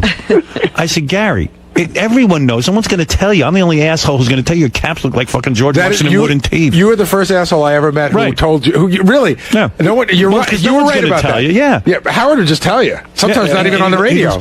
I know someone told you because there's no way anyone ever notices I have Nobody caps. knows I have caps. He's got 2 pieces of giant wood sticking out of his mouth, and no one knows. His teeth were bigger than they are now. Yeah, they were almost made out of wood, like George Washington. You know who's out in the hallway who's still shell shocked is Sal. Sal just came up to me and he goes, God, he's like really woozy, and he goes, all those years that I listened to the show. And Howard would bring stuff up, and you guys would say, "I told you not to talk about it there." He goes, "I always thought you guys were the assholes." Now I realize it's Howard. Howard's an asshole. Who told you I had caps? Wolf, do they have orange juice on this flight? Actually, I think that's too many words. Because the original phrase was orange juice. Yeah, orange juice. Didn't even say nothing except orange juice. Who told you I wore caps? Did Fred tell you? And I think there was one other line. Are they that obvious? I think that was. Gary's like that. They're not obvious. Are they that obvious? Right. The truth? Gary's like this on this new MTV Real World. There's a horrible tranny in the house, and she's like, "I'm not telling anyone." You don't have to. And everybody's like, camera going, we know it's a guy. All right, thank you. I see a lot of requests are coming in for favorite Gary moments for me to do. But Wow. I could do a whole, I'm doing a one-man show. Starting Gary requested. Hey, how about an impersonation of Ralph working? Oh, silence. There is no... There is. You can't do that. What is it, Don? Like a unicorn. No, nobody's calling for that. Just one more. Gary walking down the aisle the day of the wedding. Ah, come on. That's enough of that. Have some decency. How many weddings have you had? Yeah, exactly. Do an impersonation of Dominic hitting himself over the head with a plate. Mayday. That's a good one. All right, Mud. What do you got for us tonight? Well, tonight we're going to talk about Gary's bar stools. I can't believe this lasted all week long. 2 days. It's so funny, too, because I thought you were completely wrong, and then I saw the pictures today. And I'm right. So right. Yeah. There's no reason for those stools there. And that big slab of marble. Jesus. It's not a theater. It's just, it makes no sense. And I know people are going to give me a hard time in the email, and one guy said, "I can't listen, you're being such a dick to Gary," but go take a look at the pictures on howardstern.com of Gary's theater, and you tell me, would you sit in one of those stools if you could have a beautiful chair like that? No. Thank you. Having the bar with a place to put like some drinks and some food sounds great and all, but it's in the back of the room. You'd have to like walk past the chairs to get to it. And it's probably one of the best spots to watch the movie from because you have some distance from the screen. It's probably a great sweet spot. See, probably is the operative word because you've never been there. How would you know? Because I can look at the picture and know. That's probably a sweet spot right there. All the way in the back. And it'd be really nice too if there was a big, long, comfy leather couch back there. Mm-hmm. Then you could like lay down and watch a movie, which is really nice. Put a few cushions down. It would be so fucking great. But he ruined it, and he'll change it. He knows I'm right. That's what's bothering him. That's why he's having that weird reaction where he's flipping me the bird every minute. And his My teeth weird are getting reaction dry. is that you just think that you're a genius at everything. Not a genius. I'm just that's it. no. Turns out, and I'm a genius on you. I'm a genius about you and your life. Also, Gary, it turns out we were talking on the commercial too. You should consider moving somewhere else. The Connecticut, why? I get the Connecticut. I think the house is beautiful. I think there's a lot right in Gary's life, but he made a home theater with that dumb back, fucking stupid bar stool that he hates. Is it possible? Seriously, is it possible that I'm enjoying it? No, you even said to Robin yesterday on the air that you don't enjoy it. I did not. You said to Robin, I don't want to sit back there. My wife made me sit back there. I've been in that theater 25 times, and once I sat in the stool. And you were miserable. Did not say I was miserable. Okay. You were miserable at the thought of it. I did, and then when I sat there, I told you that the seat was way more comfortable. It wasn't so bad, but it wasn't like the big comfy chair. You know it wasn't. I agree with that, but how often are we talking about that? And that's what you wanted. Gary, this Sunday you'll be in a stool. Where are you going to be this Sunday, Gary? In the stool or in the big comfy chair? $800 wine. Where's he going to be, Rob? He's going to be on a stool because he has guests. Right. It's just that, Gary can't stand when I'm writing. He's going to be sitting there like a big tooth gargoyle in that chair. And he's going to be thinking of me. He's going to be sitting in his stool, on his stool moping. Yeah. Thinking of you. And he's going to be miserable. He's going to go, wow, I built a theater, and here it is Sunday, and I'm sitting on a stool. Big bubble over his head. Howard was right. Yeah. He knows I'm right. And that big slab of marble, what's he going to do with that? He'll be sitting there leaning on it, eating. Yeah. Which is something he doesn't need to be doing. So, Gary. Don't even. Gary, this home theater thing will not die. It won't. Now he's nitpicking about where outlets the are? outlets are and your speakers in the wall. Right. Are you going to plan on doing anything about it, or just let it roll Absolutely off your back? not. These guys have a theory that I'm very disappointed that they pointed it out to me, and I'm dying to change everything. And nothing could be further from the truth. It's one of the most amazing things. I've wanted one my whole life, and I told John Hine it's more than I ever imagined it would be. I love going down to that room. My family loves going down to that room. We have no issue with it. The only people that have an issue with it are the people that have never been there. Is this going to ruin your Super Bowl Sunday? Not Is even it going to be in the back of your head at all? It's not even a little. It's not going to ruin it at all. I'm having very good friends over, people who appreciate the room and appreciate me, and we're going to have a great time. We're going to watch the Super Bowl. I would have to be retarded if I sat down to watch the Super Bowl and I couldn't concentrate on the Super Bowl because I'm thinking about what these assholes said. Some person from Carson's Ribs called Gary and said, hey, this guy Jeff the drunk keeps calling, and he says he's from the show, and of course we'll give him free ribs if you okay it. He wants free ribs and he's demanding free ribs. And Gary goes, listen, this is ridiculous. So this was not a bit. No, he was trying to get free stuff. He's trying to get free stuff. So Gary said, under no circumstances do you guys feel any pressure. He's in the whack pack. So they said, no, we're just sending him ribs. They told him they're going to send him ribs for some reason.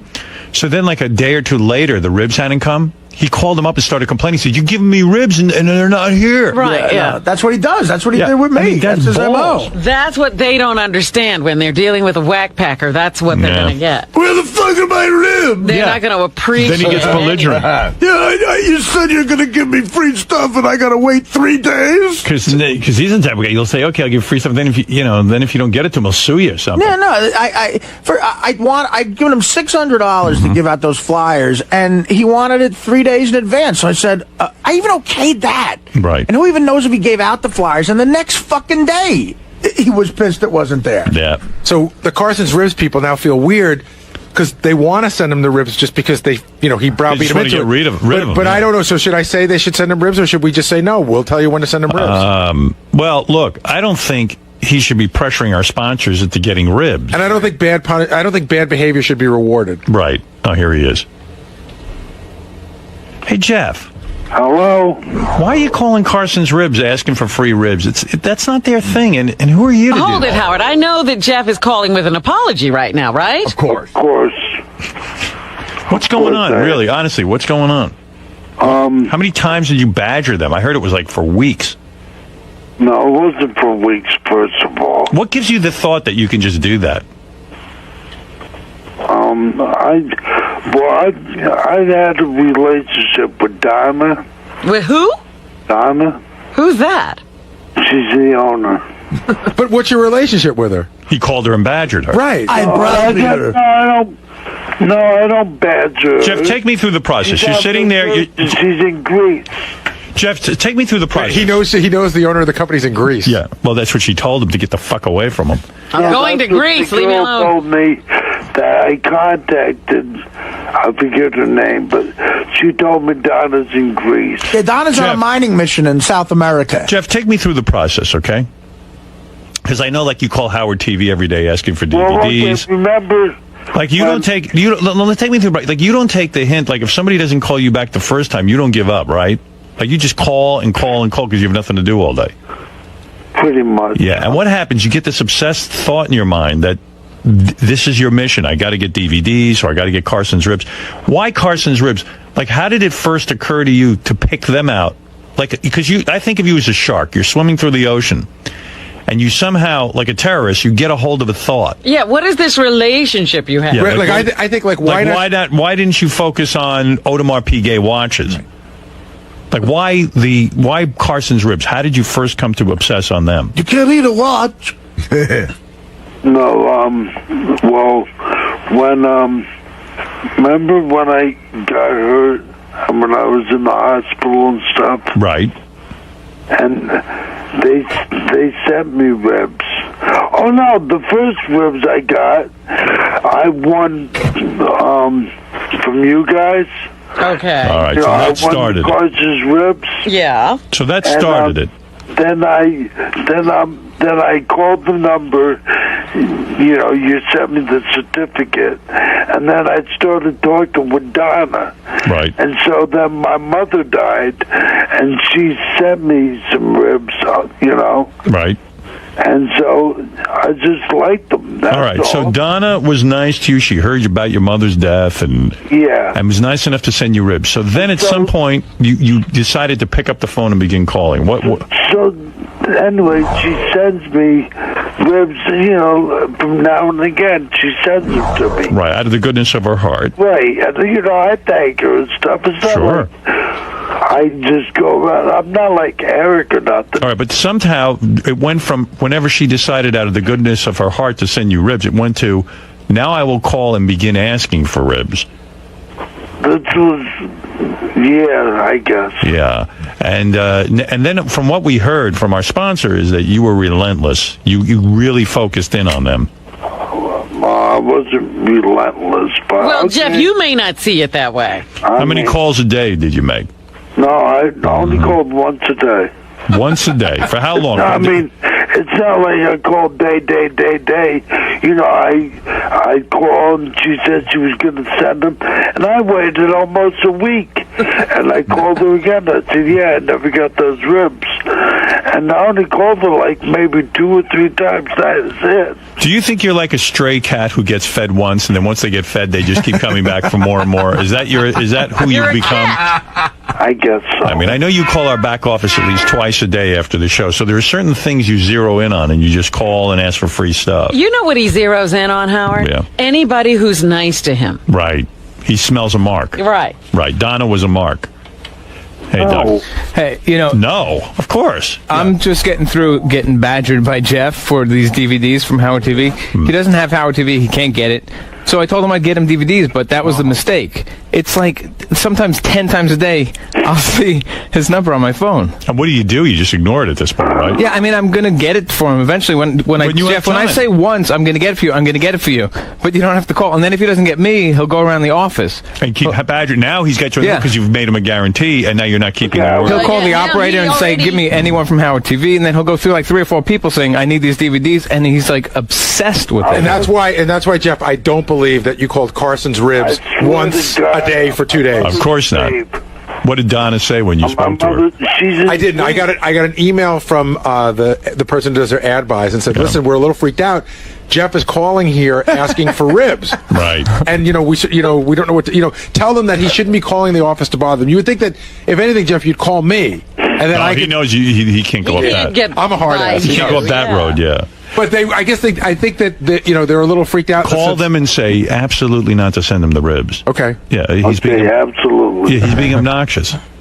You have to earn those ribs. And then I could see you like getting in that trailer with the ribs, and there's ribs all over the place. You don't clean it up. I don't know. It's like then you shit out the ribs, and then you need more ribs to put in your fucking stomach, and it's just a disgusting. They are very tasty. It's not even that he gets the ribs; he just badgers people, and then he starts yelling at them that he didn't get the ribs yet. Believe me, I know, man. I've been through his wrath. Yeah. And can I tell you a story? This goes back about 5 or 6 years that I never told. Do you know what I'm going to tell, Jeff, about the holiday gifts that you badgered me for? This goes back to the...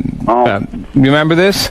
So he calls me sobbing, and I feel bad for the guy. Right. He says, I can't afford anything for my family. I don't have any money for presents. I can't get anything from my family, my mother. Wait, Artie's going to give you a read. Hello, Doug. Yes, Artie. I mean, yes, Jeff. It's Jeff. Listen, man. I can't get anything for my mother. I can't get anything for my brothers. It's the holiday. Do you think you can send me some free stuff? Thank you, buddy. 10 minutes later. I didn't get the stuff! Yeah. No, it's worse. What kind of a jerk off are you? You want to hear the story? My mother wants a gift! Go ahead. So I feel bad for the guy. So I go around the office and I get all kinds of free shit. Lots of premiums, T-shirts, mugs, whatever. Nothing. I didn't go out and buy with my own money because why should I? So I send them. Well, what was that Jeff? What he has to complain about He it? sent me a fake pussy. Oh, really? Sorry. So I send him a whole fake ass. But there was other stuff. There was other stuff that he could have given as gifts, legitimate. So he calls me up when he gets this. I'm telling you, like a huge box with maybe 30 things. He goes, "Why'd you give me all that free shit, man? I thought you were gonna go out and buy stuff for me." And I was like, "Are you fucking kidding me? That's another level. Are you kidding? He wanted Doug to go shopping for him. Yeah, that's what he's expecting. Jeff, it was. You are out of your fucking mind. Yeah, well, that's why he's a whack packer. Oh, Jeff, it was pretty out there. Are you ashamed about this at all? Very much so. That's a new level for you. Yeah, it wasn't like, thanks, Doug, I appreciate what you did. It was like, you didn't do enough. You didn't spend your own money. Jeff, what an asshole. Jeff, what about when you sent me a card this year, Doug? I called you. You did. See, I like Jeff. I like him, but every time I want to like him more. You sent him a holiday. No. He's a knight. With the picture of your kid and stuff? No. The in-demand one. Right. No, he doesn't get the family one. Good. No, but you see, but it's okay. So he did the right thing once. He called you to thank you for a card. Jeff, did you expect, did you envision Doug going into Barney's and buying shirts? Out of his own pocket. Did you want him to call you and go, listen, what color shirt does your brother wear? Because I'm at Barney's now. I'm going to buy it for you and get it. What the fuck did you think was going to happen? I don't know. What did you think? What did you want? What was your fantasy there? Yeah, what did you think? Because you obviously had something in mind that he didn't do. What was it? What was the source of your thought there? I guess an Xbox would have been nice. Oh my God! And where was he supposed to get that, Jeff? An Xbox. Yeah, I was going to go spend $300. You wanted Doug to go buy an Xbox? For you, not for you, but for your family. No, and it was him. I tell you what, you're right. It was for him. He wanted you to buy him a gift. God, what a fucking sleaze bag! Hey, I got a 37-inch TV for Christmas. Yeah, who'd you grub that from? Carson's rib. Yeah. No. I stole. Hi, is this Carson's TV guy named sets? Chuck. Yeah. He bought me a TV. He bought you a TV? Why? A flat screen TV. Why? The kindness of his heart. How many times did you call him? What's that? How many times did you call him? A couple times. Yeah. If you call enough, someone's got to respond. Yeah. Does he own a store or something? Yeah, Ralph, what do you want? Crudebay.com. See? Yeah.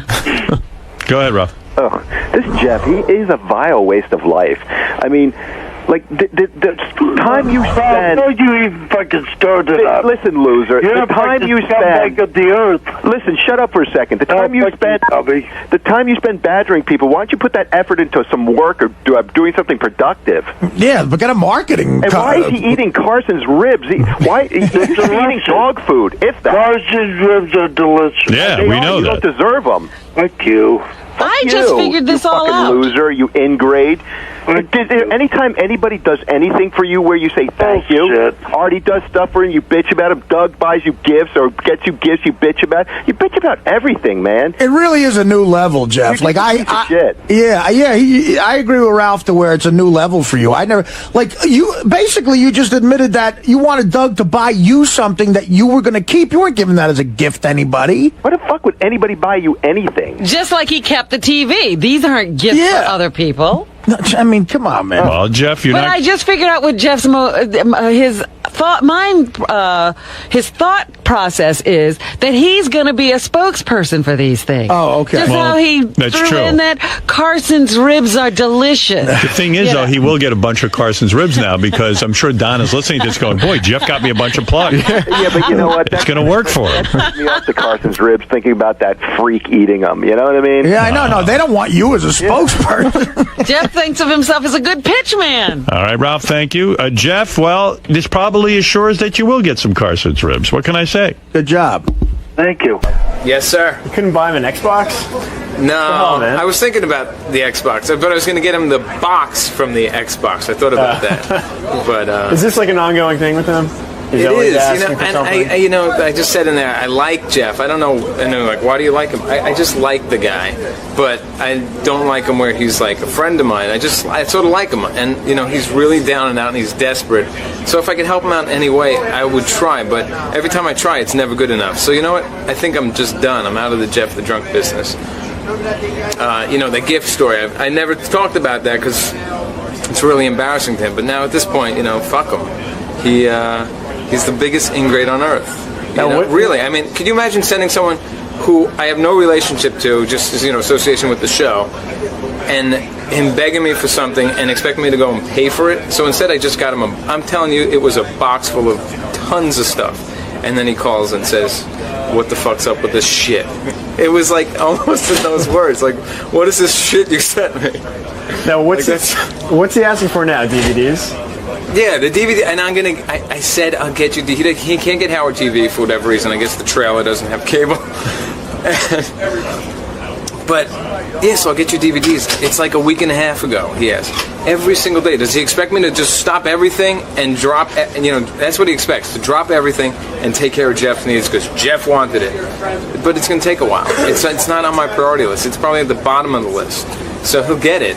But it's just a matter of time. And I told him that the first time, but that's not good enough. And now, do you think he's probably going to call you to get a copy of this show? Yeah. Doug, good radio bit, right? Yeah. And I'm like, yeah, Jeff, it's great. I'll get you the show. And then he'll call the next day and the next day and the next day. And he doesn't get me. If he doesn't get me after like the third day, he'll just. Does he ever call you? I used to get calls. I got a couple calls in the past. He hits this guy, Sean Gordon, and he hits this guy, Chris Gagliardi, and he just goes around the office. He'll hit the operator and says, I need someone from Howard TV until he gets someone. And then he just badgers. I get messages from like 4 or 5 different people that Jeff's looking for DVDs after I already have taken care of it with the right person. That they break up with guys because they check their texting or their emails and shit. Beth told me she would. Yeah, I mean, that's a private thing. But, like with me, and I could see why it's so tempting to some guys if they're insanely jealous, because even I would know how to, like if my girlfriend or something left a cell phone there or a BlackBerry, even I would know how to go through their texts. Right. Yeah, how would Sal have ever found out his wife was messing around with a guy, Without that. Right. Yeah. That's easy to do. 143. Yeah, see, you don't have to get a phone call. You just put in 143 and everything is said. Yeah. That's the greatness of text. I mean, Sal did a shitty thing, like observed his wife's email, but then again, he found out she was fucking around. Yeah, well, if you contact the cell phone company, yeah, you can get a printout, an itemized printout of every single text. Really? Yeah. Sounds like someone did that. But not the dialogue. But every time it was sent and every time it came back.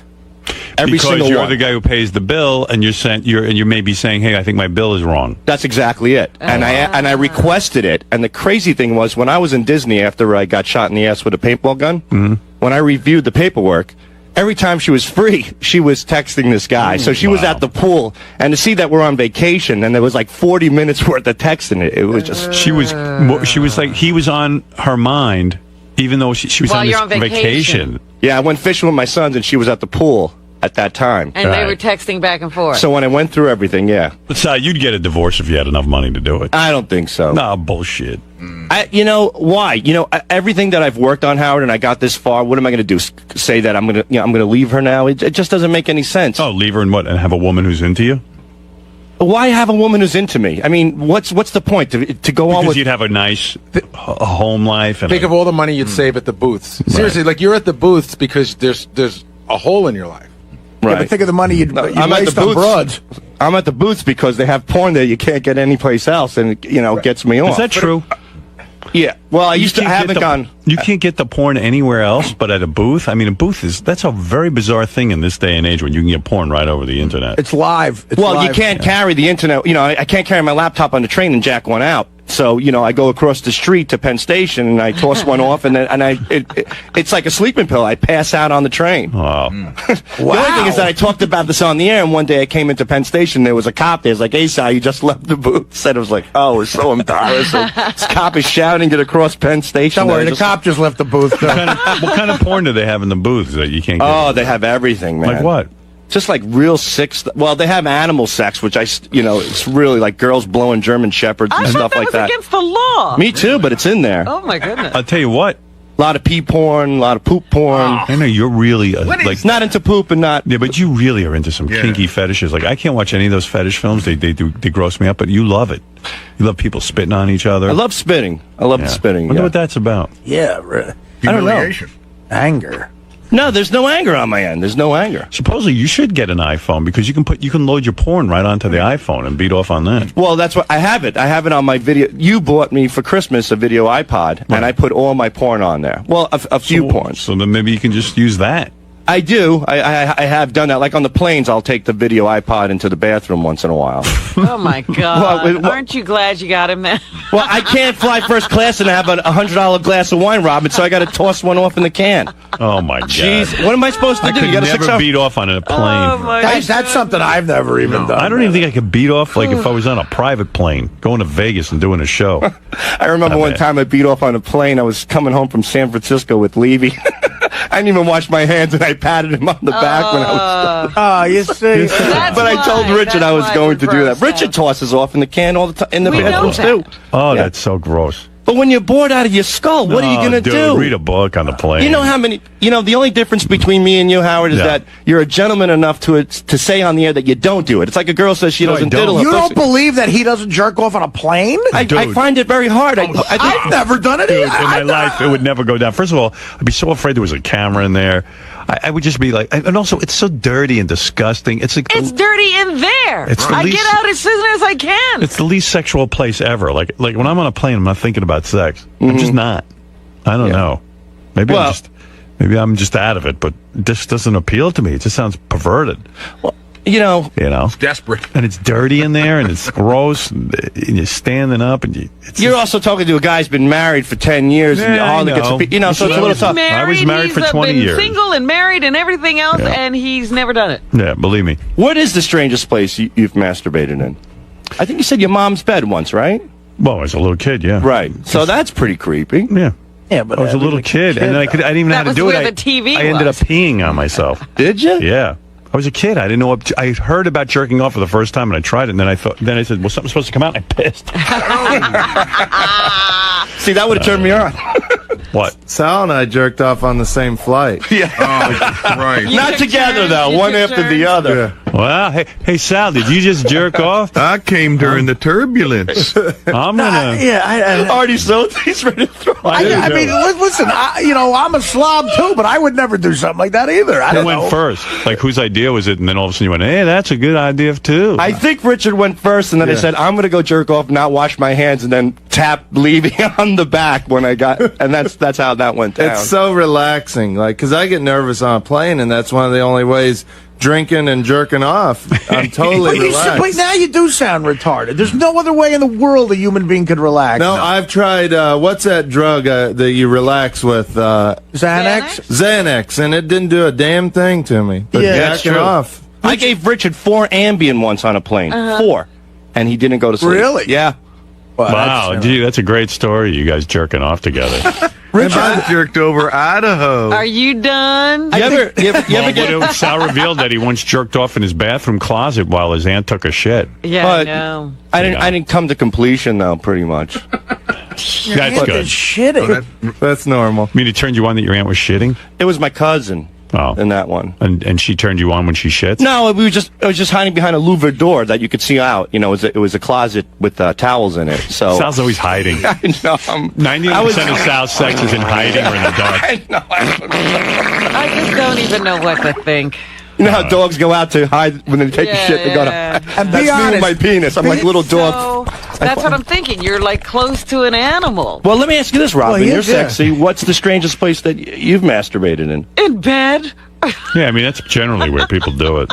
Be honest though, Sal. Did you jerk off at Mutt's when you smelled the pan? No, and that's He did. I swear on my children, number one, and number two, that scenario didn't go down like as a sexual thing. Yeah, okay. So I didn't. Yeah, Not at all. Sure. By the way, Panties don't turn me on. They just don't. The strangest place I jerked off in was in a tanning booth when I used to go tanning in a tanning bed. Because it was I'm sorry, Artie. I mean, look, I don't go tanning, but I would stop if I did go now. When I was 17, we had a membership at a racquetball club, and you had the tanning bed for free. I didn't go for the racquetball. I figured out it was cheaper to get a membership and tan. So it was like a 45-minute bed there. So it was so goddamn boring.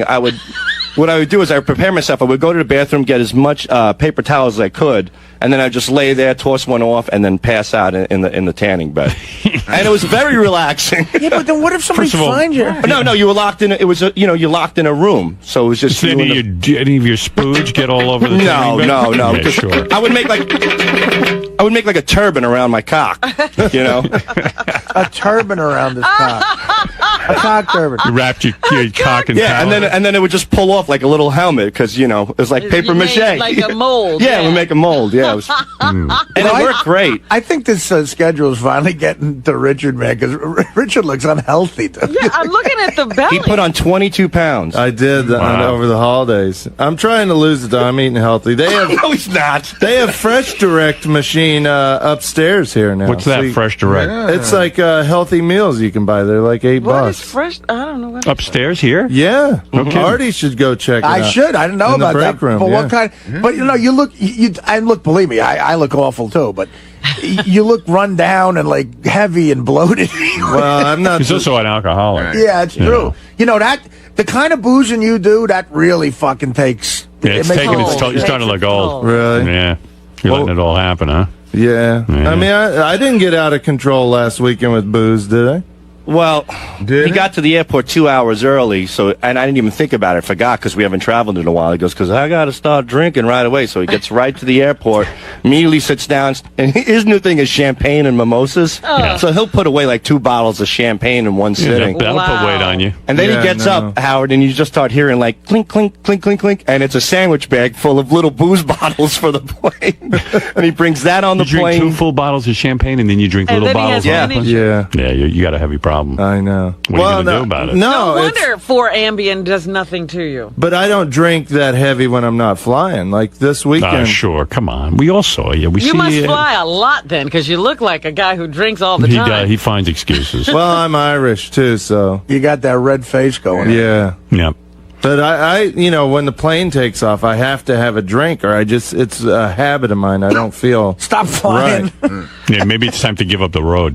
Well, that's why I took that train trip. So Which you drank on as Yeah, well. and he packed booze. Sal, you would tan for 45 minutes? Isn't that dangerous? It was and back- weren't you afraid to fall asleep at a tanning bed? Like, I would just be They had paranoid that it time, might weren't they? They have time, but that could malfunction. It could malfunction. One time I bought one of those cheesy piece of shit lamps you plug in at home, you know? It's like set it in Tanning for... is that important to you? You know, it was for a little while.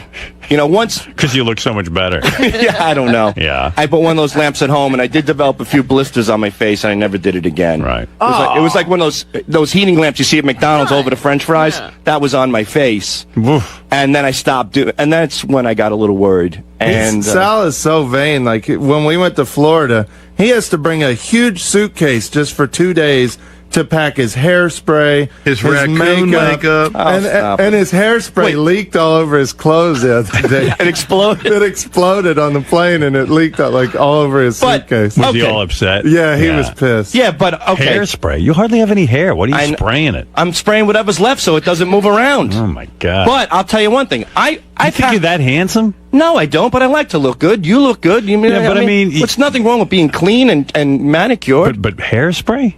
Well, if I didn't have hairspray, my hair would just go straight down. I'd look I'd look like a monk. Like that fucking guy from Dumb and Dumber. I like my hair to look decent. I mean, the hairspray keeps it up like that? Yeah, a little bit. Wow. Is there really anything wrong with... I mean, but it's a hairspray. Today's day and age. And it's a special hairspray from Bumble and Bumble. Like, he won't use just any hairspray. All right, so I carry... But you know what? I carry shirts and pants like a normal human being to a club. Yeah, Richard doesn't even have to Nothing. pack. Yeah. Nothing. One pair of pants, one shirt for a whole weekend. Disgusting. That's if you're a man, that's all you need. Don't you feel No, if you're a caveman. Don't you feel like changing once in a while and No, cleaning up? No, I like the ease of just taking a duffel bag when you go on a trip. I can, but you see, from years on the road, I've developed. I know how to get pants and shit into a duffel bag. I can fold it right.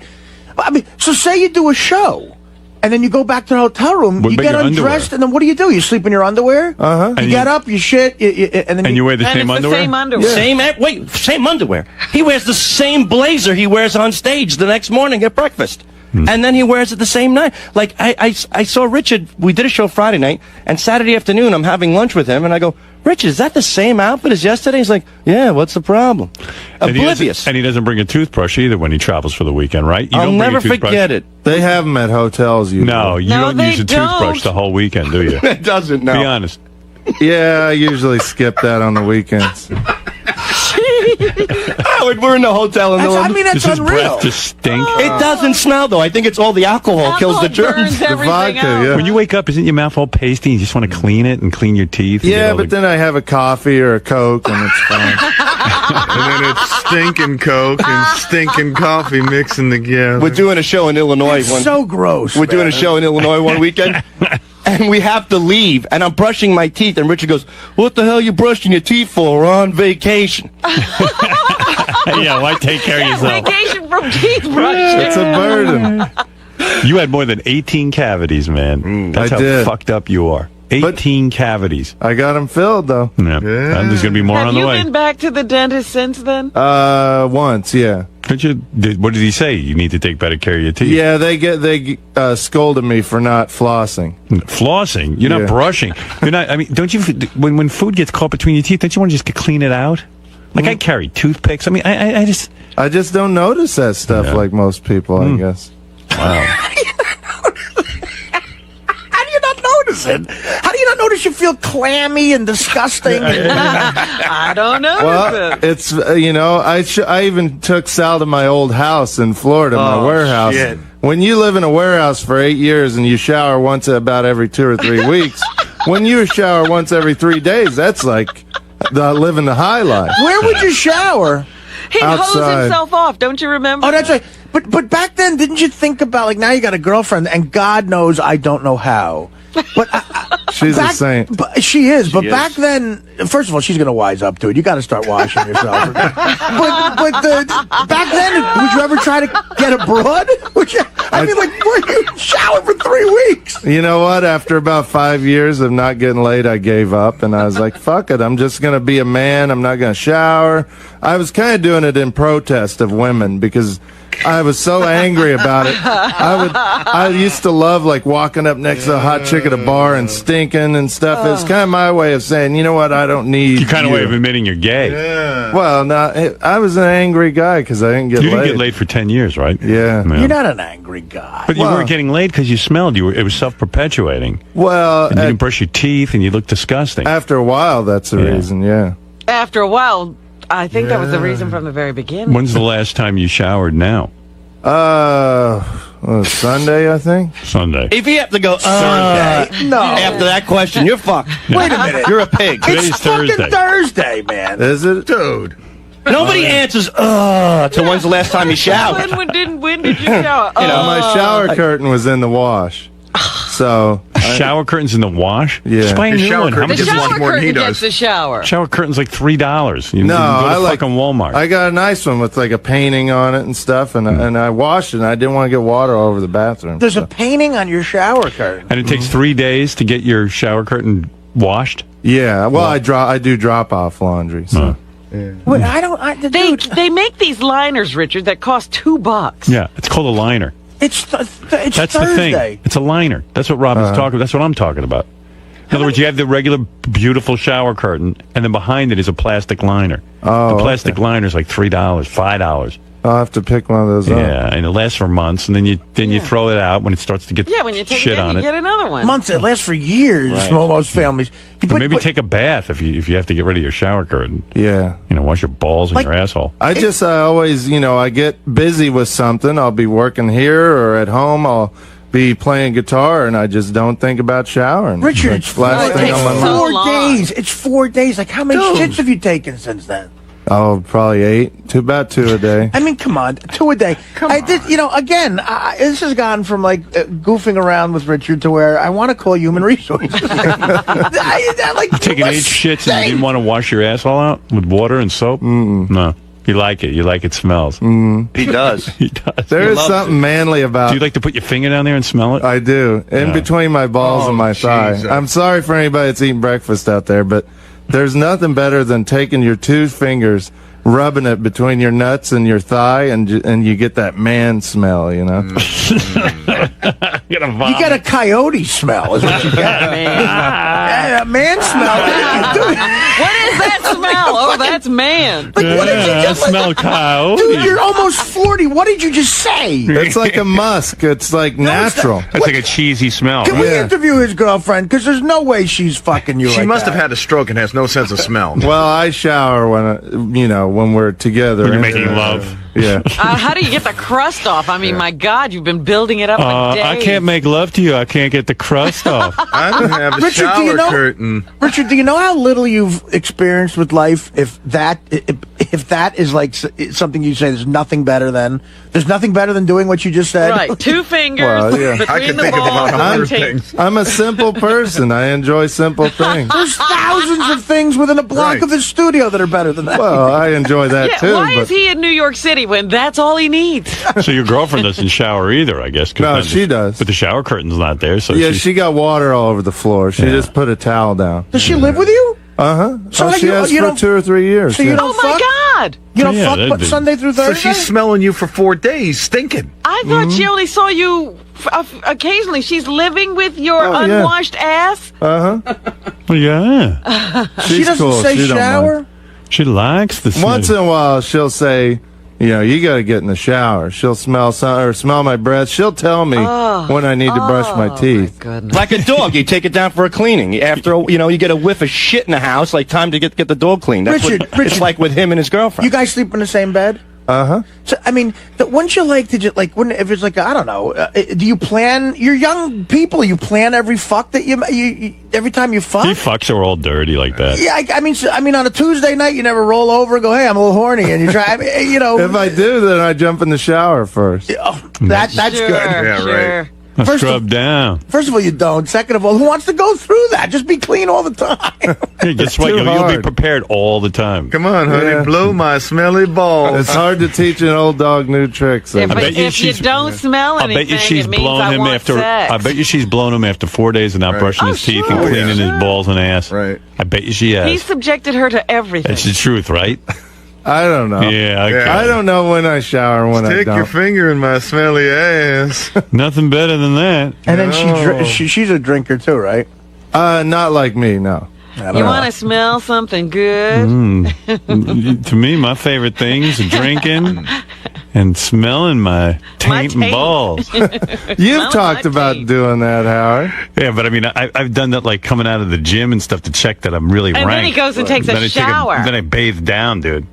I'd shower at least once a day, if not twice. You should, I mean, or jump Yeah. in the Hudson or something. Yeah, that's cleaner. It's cleaner than me, yeah.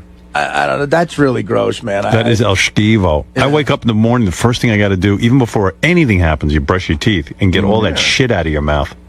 It's grimy after a night of sleeping. I don't know how you go days. It's weekend. I don't have to worry I just take about some coffee. And Weekends, I like to relax and not brush my teeth. We're on vacation. Why are you brushing your teeth? And how Sal, often- what are you doing? It's Martin Luther King's birthday. I'm not brushing my teeth. Hey, and Every day's a holiday. how often is he doing that shit here and then touching everything? I don't go near him. Well, even if he hasn't done that shit, he's done it at some point and not washed, and he's touching everything. I say hi to Richard like from a distance. Like I'll look into Richard and Sal's room and I just go, "Hey guys," and then I just walk right Yeah, I by. stand at the door. I don't go through the You threshold. used to come in our studio every morning. And Not anymore. Once you that started telling changed. me, yeah. Yeah, at one point it smelled like a locker room in there. And we Well, this asshole would go to karate, and he would bring his gear in the morning because he would go to karate after work later on, and he never washed it. Yeah. So he would hang his filthy, sweaty, piss-smelling robe in our studio, and it just smelled like a locker The room. whole thing and he reeked. never, ever Someone washes told it. me he left his bag for his gym bag with clothes in it for 2 months, and they opened it up. It smelled like a dead body. Oh, it did. Oh. But he's still wearing those clothes. Like that dead body smell doesn't affect Richard. He'll just go in there, put that dead body shit on him. Did anyone complain And- at your karate school, or Nobody has yet, no. Are you still go? Yeah, No. yeah. You have to wash your gi. I do every once in a while. Richard, you're gross. Really, it's not. You should move And out he of doesn't New care, York Artie. City. There is no way of embarrassing him into You're not being embarrassing better. him. He's if you notice, he loves it. smiles when he like a admits to all retard. that. He loves it. He likes it. It's a manly thing to me. But did you ever hear us fucking with Wendy the retard when we go, "Do you ever smell your own shit?" Yes. You're the exact same interview. Except he's not retarded.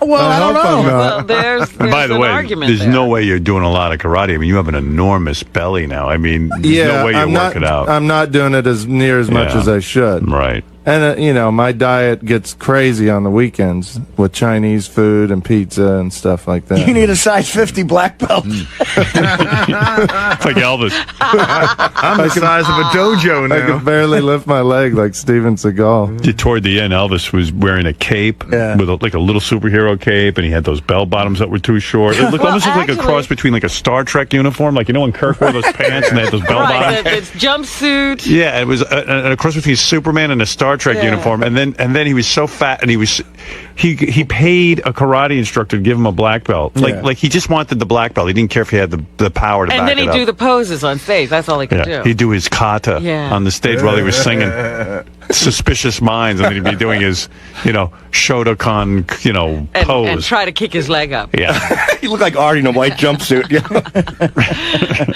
It was Sal- like Chris Farley doing Yeah, right. karate. Sal, didn't you try karate and they humiliated you or something? A long, long time ago. All right. All right, boys. All right, Fascinating glimpse into the world of Richard and Sal.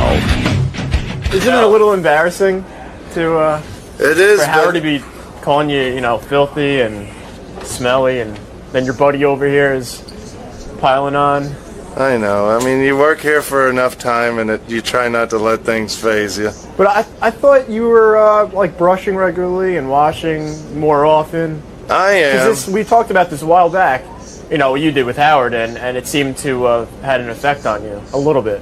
A little bit, but old habits are hard to break, and I'm 34 now. I'm getting old, and I have habits, bad habits, and that part of that's not brushing and showering and stuff. And I get busy. Me and Sal are busy guys. We got prank calls to make. We got songs to do, balls to sniff, and sometimes showering's just not part of my schedule. Just think, if Richard was showering while we were at a a department store recently, we would have never recorded the new bit, Yeah. Nicholas Gers. Yeah. So, you know, you got to know what your priorities are. Or if I was showering while we did the retarded flu call, that call would have never happened. Right. Or if he was showering when he did Brown Mounds, it would have never have happened. If I was showering right now, you wouldn't be getting this interview. Right. So, what should I do? Do this interview or go shower? You're right. You should shower. not shower, I guess. Tim, do I stink really? Smell me. Just got handed a note out in the hallway, for those of you who are following anything that happens in the hallway. Yes. Ronnie, the limo driver / security guard, just got woken up in his chair by Sal banging cymbals near his ear. So he does sleep out there. Yeah, they caught him. What's his thing? He's supposed to be the guard. We'll have video in a second. It's really funny. I always love that. I love to see that. Well, good. Wake his ass up. He should be guarding me. He's not happy. What did he do? He's not happy. He slammed the door and now he just left the compound. How could he be upset? He wasn't doing his job. I like that he's upset. So who's protecting anything right now? You mean he we're left? on our If he own. left the compound. Yeah, why would he leave the compound? He's supposed to be guarding me. He might have gone to change his diaper. Probably shit his pants. Yeah. It's the second time this month. Sal. Oh, here you go. Fred needs audio. I've got it.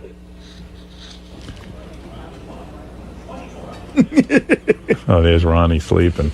Well, he's out cold. Yeah, and he says he doesn't. Second time this month they caught him sleeping. Uh-oh, here they go. Oh, my God. Oy vey.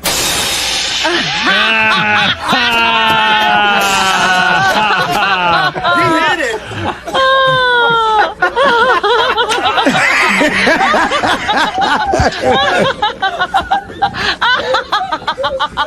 All right, man? Oh, that's great. Fuck out of here. I'm sick of you motherfuckers. Slammed the door on them. Yeah, but he's sleeping on the job. yeah, is he sleeping so he can stay up late running around? Because he goes out. You can't sleep here, dude. That's really crazy. I mean, that's your job. Even Artie knows not to sleep. Knows Boy, that Ronnie can't sleep. God, sleeping sounds so There's good. certain jobs you can't sleep through. I got to see that again. When's that going on Howard TV? The fans need that one. That should be out tonight. I love Ronnie. I'll be on one of tonight's Daily Show. On tonight's show? It'll be on tomorrow night after midnight. Oh, tomorrow night after midnight. I love Ronnie stealing all my fucking listen, bits. Listen quietly, because maybe you'll hear him say something. There he is. He's asleep. Here comes Sal.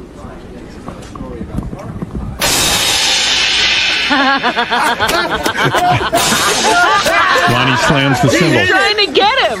He tries to punch him, but he hits the cymbal. Fuck out of here. That's the. Sick of you motherfuckers. All right, man? Fuck out of here. Get the fuck out of here. I'm sick of you motherfuckers. And he slams the door like that's wrong to wake him up. Yeah, I think Ronnie goes out at night now. You know, he's That's single what I'm Ronnie. thinking, yeah. You know. Fooling around. Good for him, man. But still, you got to get your work done. It's ridiculous, Howard. I'll talk to him. Talk to him for me, Artie. I'm putting you in charge of that. Describe how he's going down the wrong path. What do you want? I just want to get I want to know why you fell asleep. None of your fucking business. Maybe it's boring around here. I just need to get a straight answer. I need for you to get the fuck out of here. Oh, that's what he brought in? Leave me alone.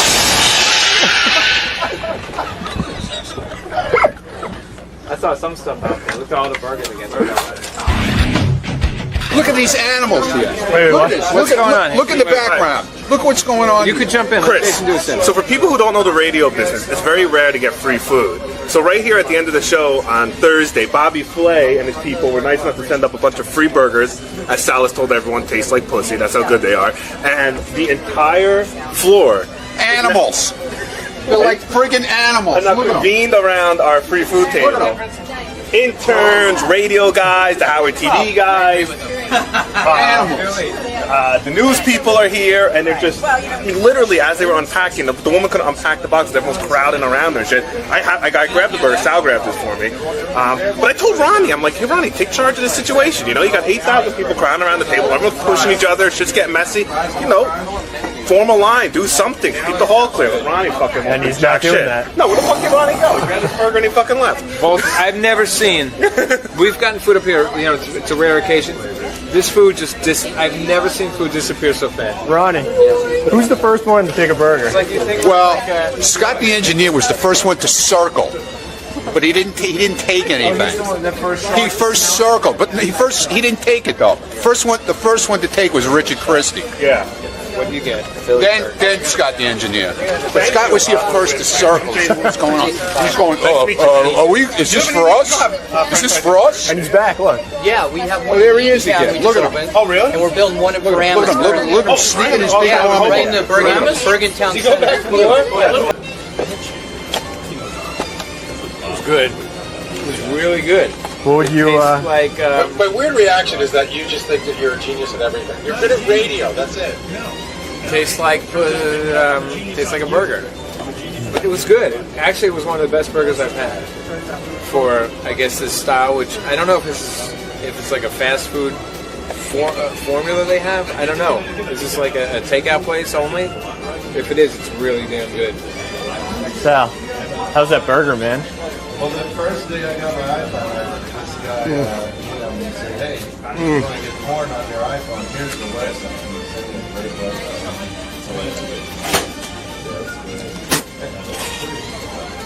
You know what it tastes like? You know what it tastes like? I was like, It tastes like your cock. Delicious. Talking about it, the inventor of cereal, talking about taking your memories and your brain. And behind the scenes look with John High and Gary Dell'Abate. The best of the wrap-up show begins now. On Thursday's wrap-up show, well, it was a very special wrap-up show. Artie came in on yesterday's wrap-up show. Gary said he was lying, and Artie started today's Howard Stern show saying that he wasn't too fond of that, and it carried over onto the wrap-up show where Artie said he wasn't going to come again. Well, he showed up and stayed for the whole thing, and we couldn't, usually on Howard TV, we show you 8 to 10 minutes of the best of the wrap-up show. Well, we couldn't cut this because so much happened and it was really intense. So here it is, Artie and Gary and Will and Greg Fitzsimmons and me and Benji and everybody else who was in there talking about whether or not Artie Lang is a liar.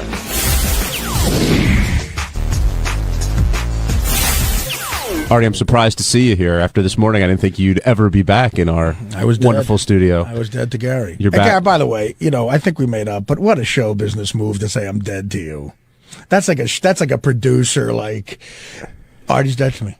That's like what Jerry Bruckheimer says to you. I got to be honest one with of his charity hockey games. I got to be honest with you. I'm not so sure we made up. I mean, Howard said we made up, but we didn't really. We never really made up. I came in here today to really tell 1/10 of the audience that heard you this morning you're sorry. Well, what do you mean? We don't have the listenership that No.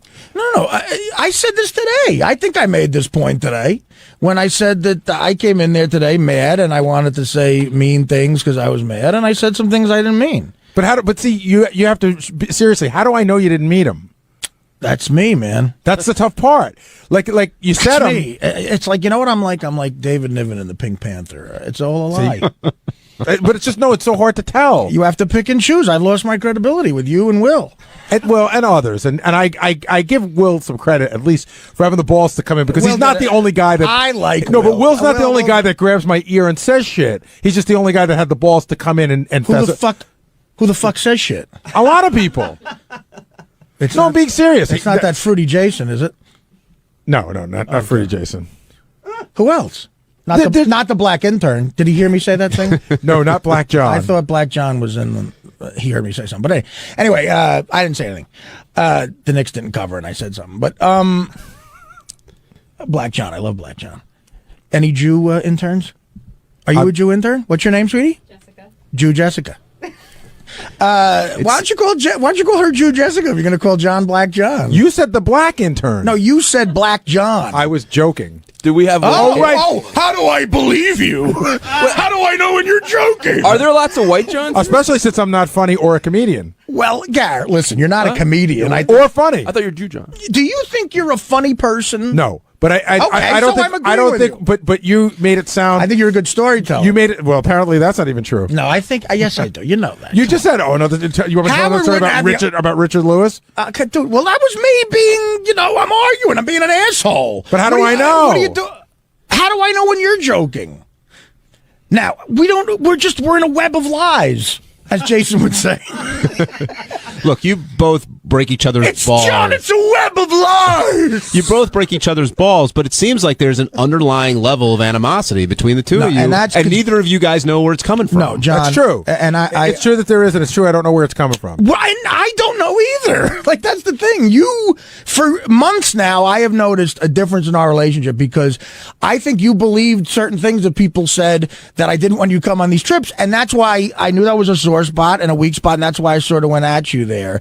I was very hurt by what you said on the wrap-up show, and let me tell you something. If we replay that clip, I think I'd be justified. And if a coworker and a person who's supposed to be a friend says something like that about you, a blanket statement, he lies about everything. But I didn't say. I said, how do we know if we could trust him? And the funny thing is, let's calm down with that. No, have I ever done anything to you like where I really, really betrayed a trust to you? Like really a bad fucking thing where like I fucked you over, man. Like, you know what? Artie fucked me over. No, on a personal level, okay, no. well, that's what it sounds like, though. No, but that's what it sounds like to people. Maybe some of the animosity from me comes from.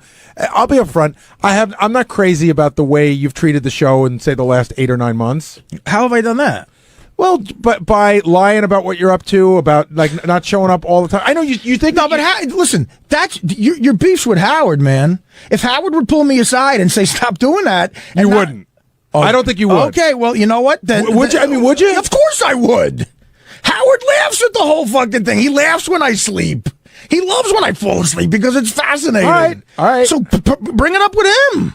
If Howard Stern pulled me aside and said, "Art, listen, if you're late 5 more times in the next couple weeks, or if you're late, and I'm late twice every 4 months, okay, or I'm absent twice every 6 months, he knows that I'm in here most of the time, and it's not that big of a deal. But you get a lot of material at it. If Howard sat me down and said, "Dude, if that happens again, I don't know if you could work here anymore," I would probably get my ass in here. And the fact is, if it happened again and he doesn't fire me, what kind of message did that send to me? That's true. Well, all right. So, I mean, your problem's with him, Gary, not me. It is. I think that's funny. It is. Tell Howard. We're all of us are serving one guy here. Let's face it. That's true. I mean, that's obvious. I mean, as much as I would care if I made you mad about something, ultimately my job's in jeopardy if Howard's mad about it, And I think all of us know that, and we feed off of that. So we don't really care if we aggravate each other. I don't really give a fuck if you think I'm hurting the show, as long as Howard. No, I don't think you're hurting the show. I will never say that. If you think I'm treating the show disrespecting it, but not hurting it. You're not hurting it. Ultimately, if you think you're helping it on some days, while you're disrespecting it, you're helping it, which is so fucking weird. Well, that's what I mean. So it's a weird gray area we're in here. If ultimately, if you think I'm disrespecting the show, while it hurts me that you would think that, it doesn't affect my life at all, man. Right. But if Howard thinks that and he makes that clear to me, then it affects my life. And all of us are this. If you were doing something that pissed me off, Gar, ultimately you might care because we're friends, but it's not affecting your life at all. That's the point I'm trying to make. Right, but you'd still be pissed off. I would be. And, a caller made an example. I didn't listen to the whole wrap-up show yesterday, but maybe Ralph called up and called me a liar again. A caller said Artie should be more mad at Ralph than he is at Will and Gary. And here's the point. I'm not, because, and this is difficult to put, and I don't want to insult Ralph in any way, but ultimately, I honestly don't give a fuck about what Ralph thinks. Just because, like, when this show ends, Ralph and I have the kind of relationship where I'm probably not going to be friends with Ralph after the show ends, because I might aggravate him, he might aggravate me. We could be great friends one day, and then I say something that annoys him, and he'll get on the air and say the most vicious shit. And I might say something vicious about him. So it's so up and down with Ralph. I just know we're not the same type of guy. I'd wish him nothing but luck. But ultimately, I'm not the kind of friend on a permanent level with Ralph that I might be with you or Will. If I did a show, if I went on to do a show somehow, I would hire you and Will in a heartbeat, or be a partner with you on something. That's probably not going to happen with Ralph while I like him. So I don't really care if Ralph thinks I'm a liar on any level. Like, it doesn't bother me and it doesn't affect my work. You guys, it does. It affects me. That makes me mad because I think we're better friends than that. Right, and it's funny, if you would have listened to the clip yesterday, I said, people, I know exactly what I said because I listened to it again. I said, people are saying that Artie's lying. Then I said, I believed you about the urine story, and then I said, with the jogging story, I don't know what to believe anymore. I don't know when he's telling the truth or not. You said he lies about everything. I don't know if I said that. You said he lies about everything. Look at like the jogging story. And for a casual listener just to hear that, they don't know what the jogging story is. They don't know what context it's in. And people are like, okay, Artie just lies about everything now. That's awful. But it's not this jogging story. The funny thing is, and maybe because you're saying it came out of me, it's not the first time it's come up on the wrap-up show. All right, I know. That discussion. Yeah, but I don't know. That line hit me harder than others. Well, I wasn't looking to, And that's what's getting lost in all this. Like, people aren't saying that, maybe I'm justified in being mad at that.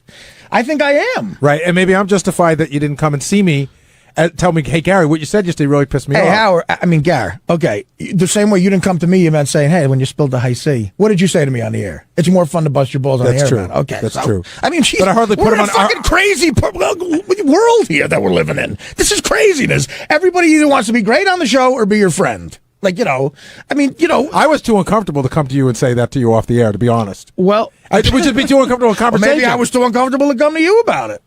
And so we put it on the air. You look pretty comfortable now. Well, we're on the air again. I know. We're back making great radio. And by the way, I said to you, the whole thing about I'm gonna now show you how all roads lead to Ralph. Right. I said that on the air this morning, the whole rap about that Gary does everything that Artie does and annoys Artie started with Ralph. I know. Right. And if it would have started with anybody but him, I probably would have brushed it off. And again, I think Ralph makes for a lot of funny things on the air, and he can get under people's skin. But it annoyed me that, like, that's the thing that you're really sticking with based on something Ralph said. I mean, come on. because I like clearly that got in your head and you never let it go. But we didn't have it out till now. But I'll tell you why. Because you obviously know that that's my Achilles heel. And when you're fucking around, when you're not trying to piss me off, when you're fucking around, you'll go there, joking around, and then you'll reel it back and you reel it back in. And so I never do. If you were fighting with Achilles, where would you shoot the arrow? Into his heel. Thank you.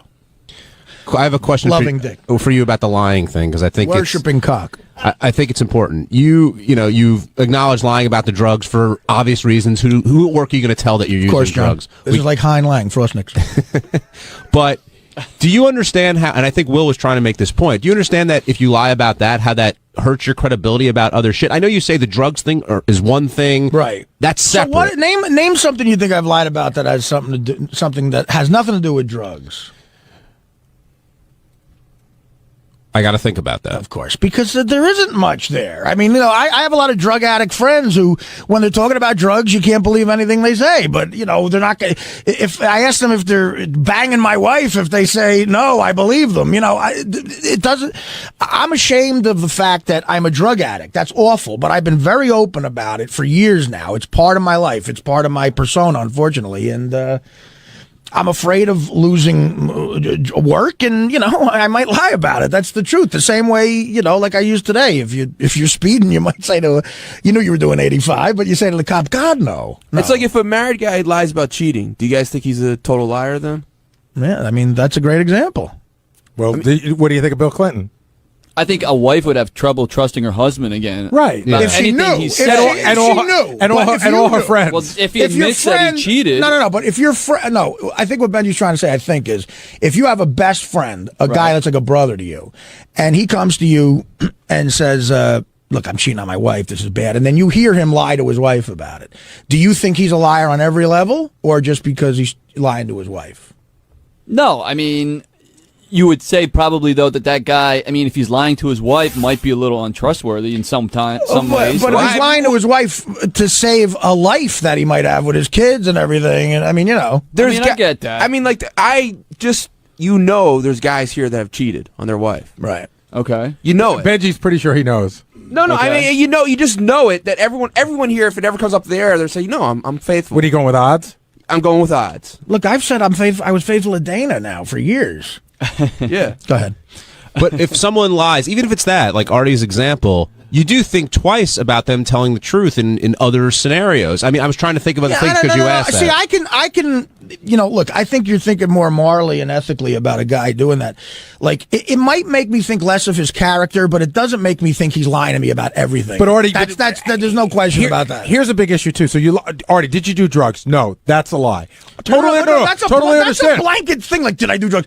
I'm saying, if Howard said to me, "Are you on heroin right now?" Right, I understand. I'm going to say no. That I understand, but do you understand how it's? Then eventually, I always say yes for some reason. It's not just that where some of the lies come in. It's not that black and white. Right. Because then it comes to other parts of your life, but I had to hide the drug thing, and it sort of permeates the big parts of your life. I understand. And it's not so obvious. Right, okay. you could tie the drugs into a lot of things that go on, like you said, the shrink. Well, you lied about the shrink because it was drug related. Yeah, it was keeping my job related. That's what it was about. But we weren't going to fire you.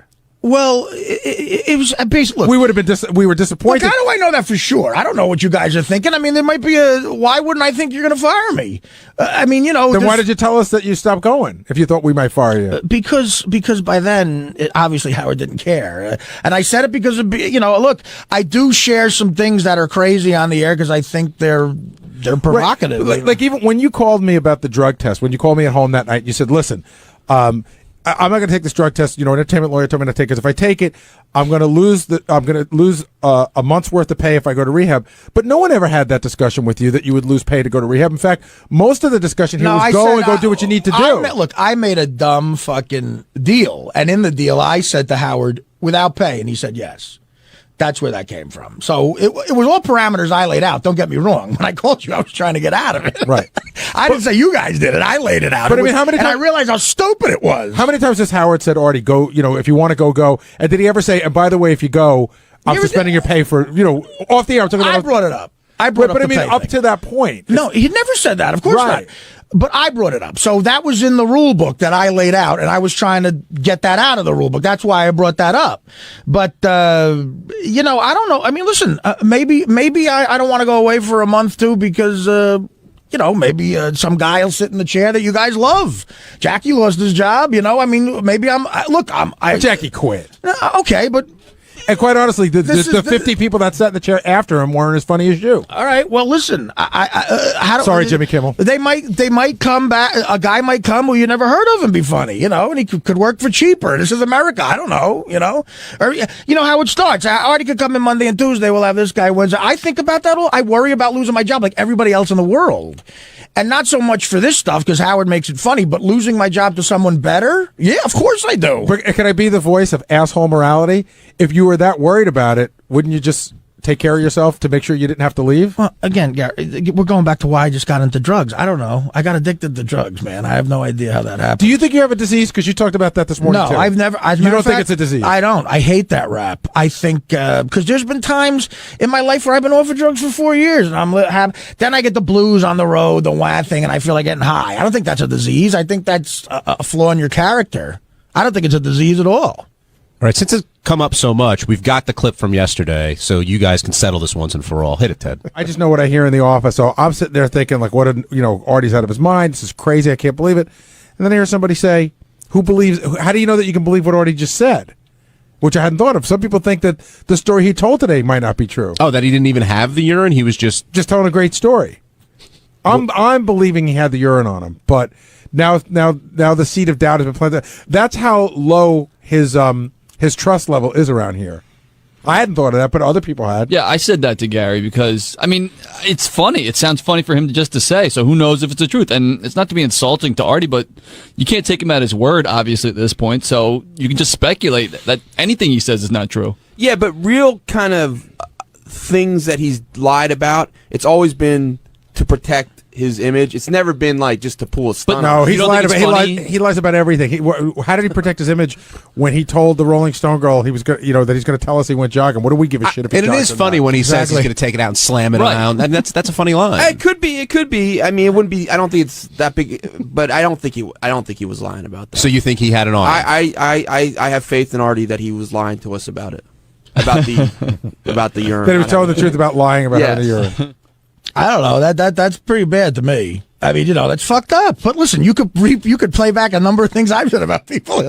If you just looked at a transcript of the show, it's awful.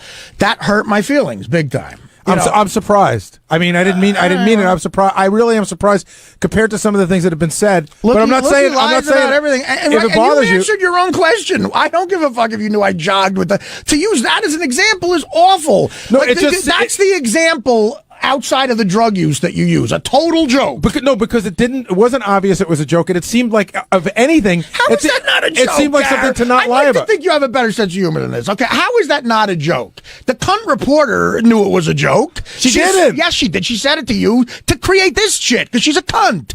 You're acting like a cunt. No, she came here and I'm telling you, she's a cunt. But she didn't say it was. She's a cunt. That might be true, but she didn't say she knew it was a joke. And she was acting like a cunt by coming in here and being a little cunt and saying, he said to me, he'll just lie if we don't jog. Cunt. Now, Will, you clearly said in there that, you didn't mean anything offensive by what you were saying. I don't mean to no insult to Artie, but how could you take his word for anything? Oh, God, dude, that's not what I said. I said it was a funny That's story. exactly what you said. And how could you be so insulted that people might think you're lying about stuff? That's the part that's so ridiculous. Lying about certain things is fine, but you're not getting my point. Not to take my word on anything is what pisses me off. That's a blanket statement about me as a person, not as a drug addict or a guy with a drug problem. Saying you can't take my word about anything and that I lie about everything. No, I don't. I don't say you lie about everything. Well, you just did. And you know what? I didn't mean that. What I do mean is that everything is now in question in my head. That doesn't mean you lie about everything. Then, it means everything's in question. Then that's your problem, man. It's a problem that's not that hard to have. It shouldn't be in question. It shouldn't. And I'm not the only one. I'll give Will you credit. Keep saying that. You're not because the only one. Because Will's the only one. Let's talk about you. I'm talking about you. I'm not sure when you're telling the truth. That's me talking. That's it. I can't say it any other fucking way. I'm not positive when you're telling the truth anymore. Tell me one time outside of like drug stuff you think I've lied to you. I don't know. I'd have to go back and look at it. Because I've never done it, Gary. I guess not. Of course I haven't. So when you lie for drug stuff, that's okay, and I should know the difference. Yeah, Gary, because people lie about shit that they might get in trouble about. That's human nature. People lie about shit that they think might be an awkward thing to say to somebody, because that's human nature. If everybody told the truth, everyone would hate each other's guts.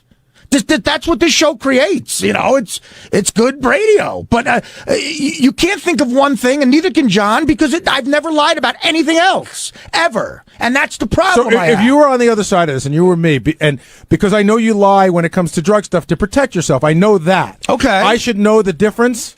I should know that if it's Gary, have not possible. Have you ever lied to a boss? Of course, but I'm just saying. Have you ever lied to a boss about something drug related? No, because I didn't really do a lot of drugs, and if I did, I never worked at it. You might have been coked up all night, and someone might have said you look bad. Who you work for, and what'd you tell them? You overslept, or? I've never been in that position. I swear to God. Okay. I just never got to that. Okay. But you've lied to your boss. Maybe you went to an Islander game too late one night. Okay, fine. Which I don't know why you were there. Another gay sport. After 83. But, so that's it, Gary. So you lied once or twice or three times to your boss. How do I know when you're telling the truth? It's called using your discretion. It's why you have a fucking brain. It's using your reason. Okay, Artie's, he does heroin. He may lie about it, but he's not lying about this because he's never lied about something like that ever before. I guess you want to get on here and be interesting by just calling me a fucking liar. So I'm not taking it anymore. Okay, you said how you feel, and I said it's tough to know. All right, okay, good. It's tough to know then. I'm sorry you can't figure that out. Listen, I'm entitled to an opinion, Artie. Okay, then it's a dumb opinion. I'm entitled to That's your opinion. I'm entitled to think it's a dumb opinion. And you're totally entitled to think it's a dumb opinion. It's not. Do you think that I think it's a dumb opinion is a dumb opinion? It's not as cut and dried as you try to make it out to be, that everybody should know what the rules are about lying for Not Artie a person in this fucking room hasn't lied, and but that's not the point. Yes, it is, Gary. We're talking about lying. Who do you think? Okay, John, me, you, Will, Benji. Who's got the highest lying percentage in this room? I don't know. No idea. I don't know you guys. I don't know what you tell your wife. I don't know what you tell. I have no idea. You guys don't say shit on the air that I say. I shouldn't say it. I fucking blurt it out. That's why you know I lied in the first place, because eventually I tell the fucking truth. How do you know I'm not lying about? How do you know I didn't see the shrink for 4 months and the other thing isn't a lie? I mean, you don't know. How do I know that you just said it? It's all entertainment, Gary. But how do I know when you're entertaining me or not? If you don't know that, then you are a monkey. What are you talking about? If I say something I should know that you might have lied about not going to the shrink. No, Gary, you're picking and choosing what you think is a lie and what you don't think is a lie. But do you understand why there might be confusion? No. Yeah, but you gotta look. When we're on the air saying shit, dude, you gotta learn to separate that from me as a person. You just have to do that. That's what life. I don't know how much you guys lie to people in your life. I have no idea. You could lie to your wife every fucking day, Gary. You could lie to your neighbor every day. You could lie to your PTA fucking people every. You could lie to the defense. Well, I don't know what you do when you leave here either. Okay, I don't know what you tell. How can I answer that question? I don't know what you tell your sister or your mother or anybody else. How can I answer that question? Well, how can anybody answer it? All right, well, you asked it. Ask answerable questions. For the whatever. You have to separate what's on the air and what's in your private life or real life or whatever. Right. So that means that anything you say on the air could be bullshit, right? If it's for entertainment purposes. It could be a joke. Right. Yeah. So that's exactly the point yesterday. That we were saying it could be bullshit. But you see, if it's that gray, why even bring up anything that's said on the air? I mean, why talk about anything I've said on the air? Because that's what the show's supposed to just talk. If it could be a joke, then just say, "Oh, Artie was joking around." I don't know. That's what we said. No, you didn't. No, you didn't. Well, we That's said not it was what a lie. you said. It was a lie instead of a joke. No, you said, I said it was a funny line. You said you can't take my word on anything, and that's you being serious. I don't know if it was that serious like that. All right, But, well, I don't but know. I mean, I were don't you think trying to be funny when you said that? I'm obviously the most unfunny person and should be No, on the show. Gary is. I'm unfunny. Gary's Do you think you're a funny guy, Will? You don't know me. You don't yes, know I me. do. No, you don't. Will, I've worked with you for 8 That's a years. difficult you question don't. coming from you because you're way funnier than all of us. So when you say it, it's sort of a bullshit question. Will could be funny, but he's not. Yeah, He's not already funny. Artie, you've never hung out with me. You don't He's know whether probably- I'm funny or he's not. the 80th funny Eagle fan I've ever met. Okay, well, that's he's fine. not even in the top 79. Dude. The guy who said he'd throw Ralph off the 700 section, that guy should be working. One trick It's funny pony. because Guy had one good line. He's He like called the Ralph- unknown Ralph comic. He called Ralph a heatless fag. But hey, Art, that's kind of that's an unfair card to play though, because you're right. I mean, Gary's right. You make your living being funny. When you ask me Well, if when you I think I'm guys come funny, into- when you guys come into this show and try to be funny, then you're coming into my territory. So I'm going to judge your funniness on No, this no, show. because I know you're funny watching a Philly game I'll with tell your you what, friends. this We're show's not not in your- always about being funny. right, we're It's not about in your what goes territory. on. The purpose of this show is not to be funny round the clock. Well, you're doing a bang-up job. We discuss the wrap-up show, and once in a while we'll crack a joke because it just happens to be there. Whether you think that joke is funny or not, you're totally entitled to. But we're Well, not I coming. didn't get the memo. You make it. I didn't get the wrap-up You show make it. summary. You make it sound like we're coming in here trying to be you, and we're not. No, I don't think you're trying to be me. Wait, 'cause can then I you'd be say lying can I all the say time. one thing that might frame less funny. the debate If a you were little trying bit? to Is it about that cunt reporter? Benji, Oh, if you for say it 20. again, I'm going to punch Oh, you in the for fucking 20. head. seriously. Wait, what? You're not allowed to say. No, stop. I'm going to punch you in the fucking head. All right, stop. Wait, why is that the worst thing that's been The said? thing No that I want to bullshit. say is Are you that retarded? No, Then just fucking listen. I don't understand why that would get you so mad. Well, because you're trying to be funny and you're not being funny. Is that the part that's getting you mad? Yes, the It's wrap-up exact- show is not about being funny. I mean, unless the you're thing Artie. I was going to say is Sometimes. If it's the a- funny- Will, try saying it. See what happens. If funny presents itself, did you hear Gary? Then you try to be funny. Well, I guess what I wanted to point out is like if you're going to lie, obviously as a comedian, your premise is it can go anywhere from exaggeration to all-out lies for entertainment purpose. So if you're on the radio, I think it's akin to that on some level. So I guess the definition of a lie in terms of it affecting your friendship has to be defined as something that's hurtful to you or the show. In your person. See, in other words, if you agree with what he just said, and I do, then being offended by anything I say on the air has to go out the window because something on the air could be anything. If I ever come to you in your office and say, Gary, listen, I'm not on heroin, man. I promise you. Did I ever say that to you, No. person? No. And then, because that I'd be a little more insulted by. When I'm on the radio, like Greg said, I'm trying to be entertaining. So for you to take anything I say on the air as gospel and to be offended by it is a little retarded. So hold on. When you talk to us off the air during commercial breaks about your experiences at the Shrink, should I know the difference? And you did. Howard said, you go to Shrink? Oh, you mentioned whatever. No, because I did go to the Shrink a couple of times, and I talked about my experience. Well, even there. that number, did you go 1.5 times? I didn't make up stuff that didn't happen at the Shrink. I went about 2 times, and I told Howard what my opinion was of it. So you asked your Shrink if it was okay for you to drink, or you told your Shrink you were going to drink? Yeah, that's the last time I went. I told him I had tequila, and then I. So in your second visit, you told him, yeah. It came up pretty quick. No, and I didn't say that to defend Artie. I'm saying Thank you, Greg. I'm saying it to point out that There may be things that you've said to Gary off the air, and it seems to me that in terms of anybody that you have a relationship with off the show, they can be angry about a lie that affected them in some way, Right. but I don't know. I'm unclear on how that affects what he says on the air, because certainly Howard may not have a small penis, and Dean Martin didn't really have a drink in his hand all those years. There's certain things. Greg, I swear to God, I don't even know what you're talking about. No, I got lost. And Why I'm do I know what he's talking I don't know. I'm just. I'm stupid. You have a problem with Artie lying, right? And it affects your friendship, correct? Yeah, okay. No, I don't think, Time. so what I'm saying, wait, hold on, Will. I'm just trying to clarify this so we understand this. So what I'm saying is a lie versus comedic license is something, and I'm not defending Artie, because if he did lie to you off the air, then that is wrong, and that's something that he has to address. Artie not going to the shrink was no comedic license. It was just him lying. No, what, we didn't laugh about that on the air? That didn't create an hour of material? Did it create material? Yes. Did we laugh about it? No. Yes, we did, Gary. Howard laughed about it. What he's saying is, if you're going to admit that sometimes while I'm on the air in that forum, I'm trying to be funny, you can't take anything I say as gospel. And to be offended by it is stupid. If I come to you off the air and say something to you that's a direct lie that really betrays you, then that's a different story. And that's never happened, and I've never done that to a friend, and I will never do that ever in my life. Artie, what about when you called me and gave me a 20-minute speech about how you couldn't come to my wedding because you couldn't be around drugs and alcohol? That's the truth. No, because your shrink told you couldn't do it. Listen, and then you went in there and said you didn't want to come because you didn't want to go because whatever. Because I was trying to be funny, and I said I don't want Artie, to go to that's the truth, and I don't care. You're not offending me. That's the truth, though. Well, I didn't want to go because I didn't want to drink at dinner. Same reason I didn't go to Fred's party. I don't go to things where if I think I'm going to fall off the wagon.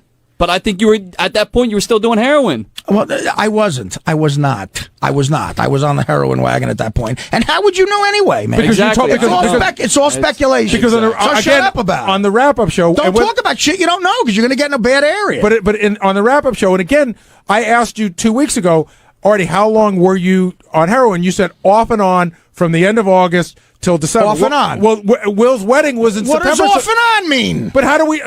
I don't know, man. But it could have. I said off and on. I didn't say constantly from August to December. So the second you got off of heroin was just happened to be the week that Will was getting married, where you didn't want to drink. It could have been.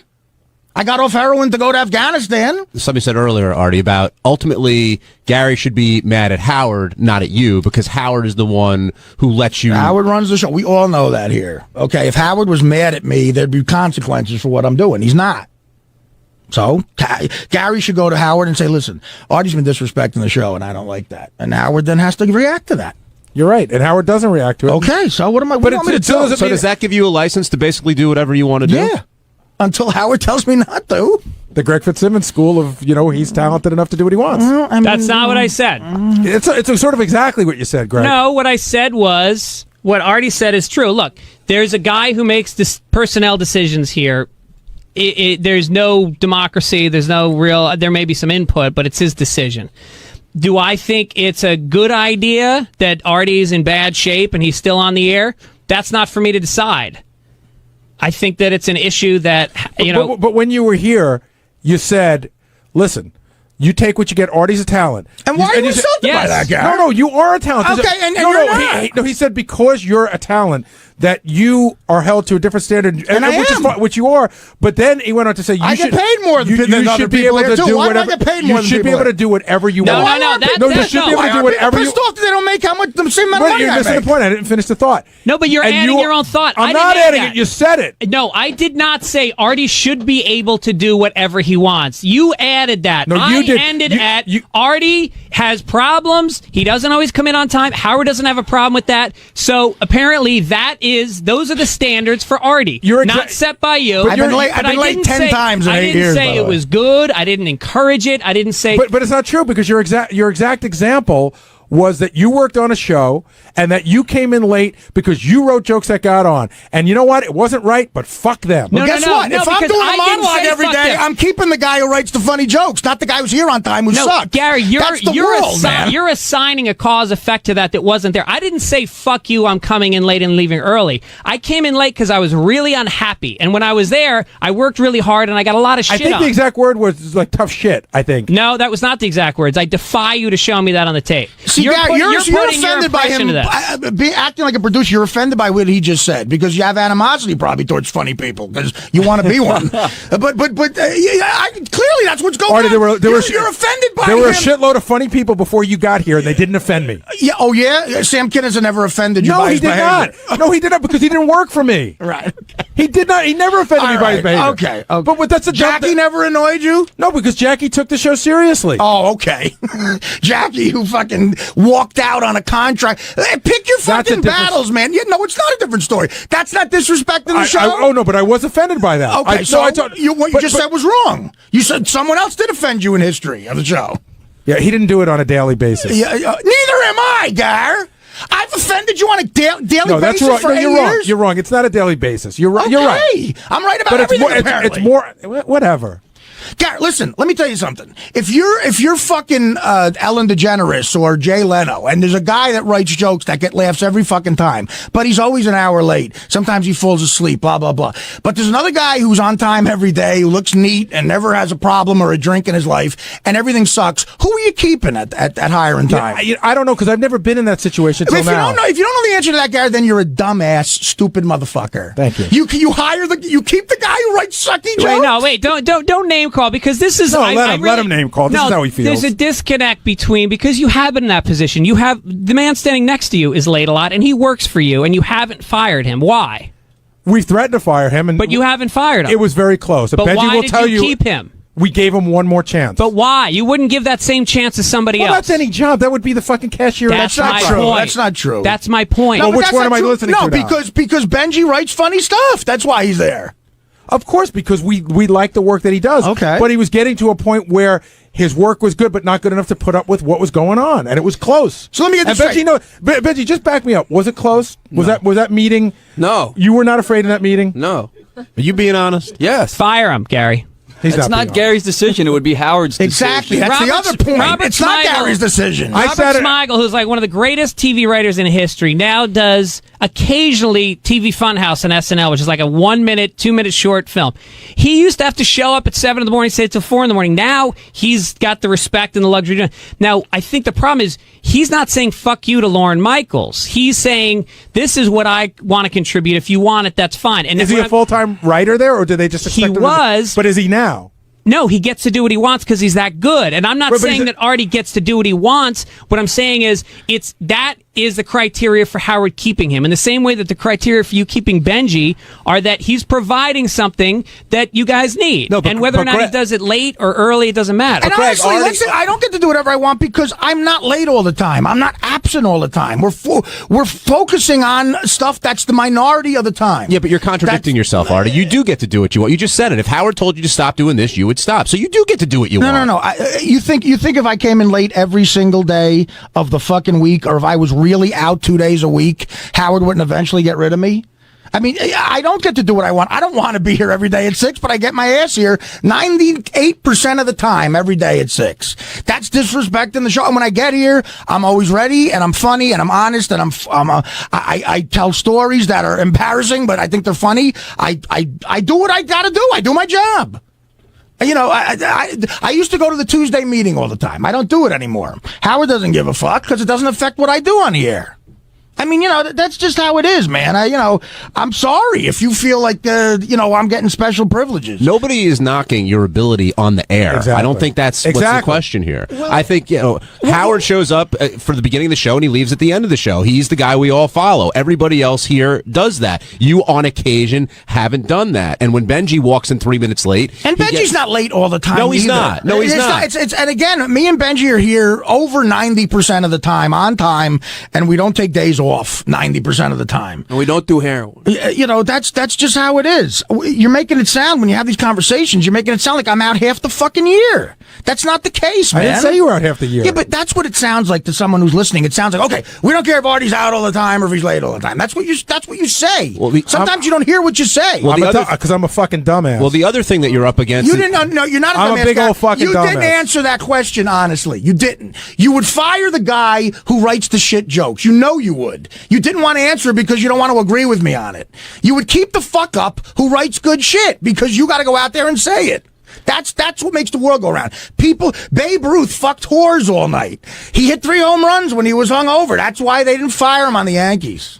Matt Kelly did that a couple of times. All right, look, you're not Babe Ruth, so fucking shut up. I know, but I'm saying, but I'm using an analogy of like whatever. To hear, for some reason, Howard thinks I'm good enough not to fire based on what I'm doing. But I think what we're coming from is, Gary, there's two levels that you are not happy with Artie's lying, Artie's work ethic, or whatever. One is personal, as a friend, and part of that is concern that as much as you guys are angry, I know you love Artie and you care about him, and that you're concerned I don't know about... the funny thing is, I'm not even sure that Artie knows that anymore. No, he doesn't. Artie is not in a great place. By the way, this is the first time you've ever said to me, and again, it's on the air, that you would truly think I've been disrespecting the show for the last 8 months. You never pulled me aside and said that. You said it now. I mean, you never pulled me aside and said that, Gary. I don't know that it's my place. It's a feeling I have. You're the producer of the show. Why would it be your place? But you're right. At the end of the day, it's Howard's decision. So if I feel that way and he doesn't, then it's not my place to say it. The point is just completely moot here, then, because it is. If you pull me aside and said, "All right, listen, I think you're disrespecting the show," that's what a friend does. You're saying it on the air now. Would you change, or would you say, "Hey, Howard doesn't give a shit"? I'll tell you what. Howard doesn't care. I'll tell you what. I would try to get it together. I really would, out of respect for you. But if push came to shove, and I woke up hungover one day or whatever, because it's not Howard saying it, I might go to the phone and say I'm not in, But if, and look, I'm enough of a fuck up to where I have lost jobs. I've made those decisions before. I'm very self-destructive. It's horrible. I wish I wasn't like that, but I am. I think you guys are so different in your lives that, Gary, you take it personally that he's not doing this to be hostile. He's fucking miserable. I mean, I've known Artie a long time. I could say, we talked about it backstage. I said it on the air. I'm going through a bad time. I'm not happy. I look at Artie. He does not. You haven't seen happy to me in a long time. I haven't been happy in 20 years. So he's not getting off on coming in late and being a fuck up. And I think the part of you that's concerned about Artie, and we all are, is reacting to it. Quite honestly, almost like on intervention, when you see a family member, somebody who cares about someone with a disease, and they can't control it. But there's that guy, but then there's you as the boss on the job. But at the end of the day, here's the thing that's really funny. I am not Artie's boss in any way, shape, or form. And Artie's called me that for years, because at the end of the day, I can't fire Artie. I can't tell Artie what to do. I can't tell him where to be. It all comes from Howard. So I'm really not Artie's boss. I'm just a guy who produces the show, who can direct Artie. Hey, Artie, we're all going out to Vegas. Be there by this day. And look, I don't tell him what to do ever. Here's the other thing. Have I ever come to you and told you what to do? Never, Gary. No, because I don't have that power. But in the beginning, you were the guy. The first guy, and I yearn for these times again, because stuff has gotten so crazy in my life, professional and personal. But, the first couple of years I was on this show, when I first started doing the show, you were the guy who I talked to. You were the guy who called me and told me when I was going to be on. You were the guy I grew up listening to. I do have respect for you as a producer of the show. As years went by, you get familiar with something, and it breeds contempt. It breeds contempt, but I think contempt's a bad word here. I just think it breeds, for me, complacency, and I see how it operates now. Instead, I'm not just the fan or the comic who sits in every once in a while. I see how the place really operates, and I see, it really is all Howard's call.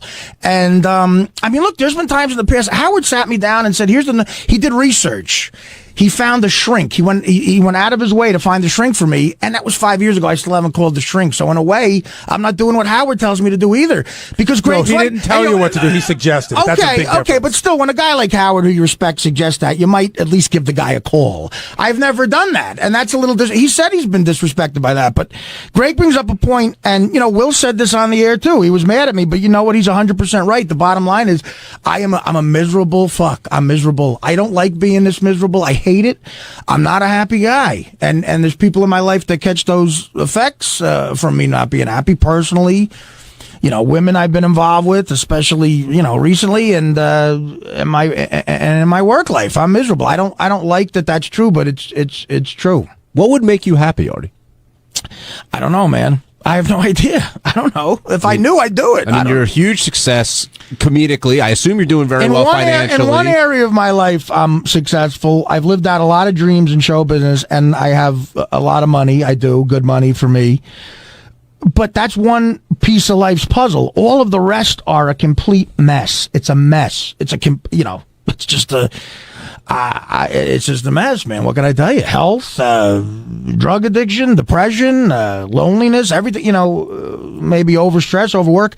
It's just how it is, Greg, the other thing at the core of this with Gary that I think you're missing is that Gary really, really cares about Artie on a personal level. I just said he loves him. Through all this anger, it's because he loves him. And when you know what, if you didn't like somebody as much as I like Artie, you couldn't piss me off the way you can. Exactly. Well, you couldn't. why? And I feel the same way about you. What did I pissing me miss? off. Like if someone said, like the point I was trying to make before, if Ralph had said that on the air, I mean that's Ralph being Ralph. I don't care. But yesterday that fucking ate away at my stomach when I heard that. Fat joke, man. No, I mean, look, I've been sober for 20 years minus a year and a half. Bullshit, when I turned that's a 40. lie. When I turned 40.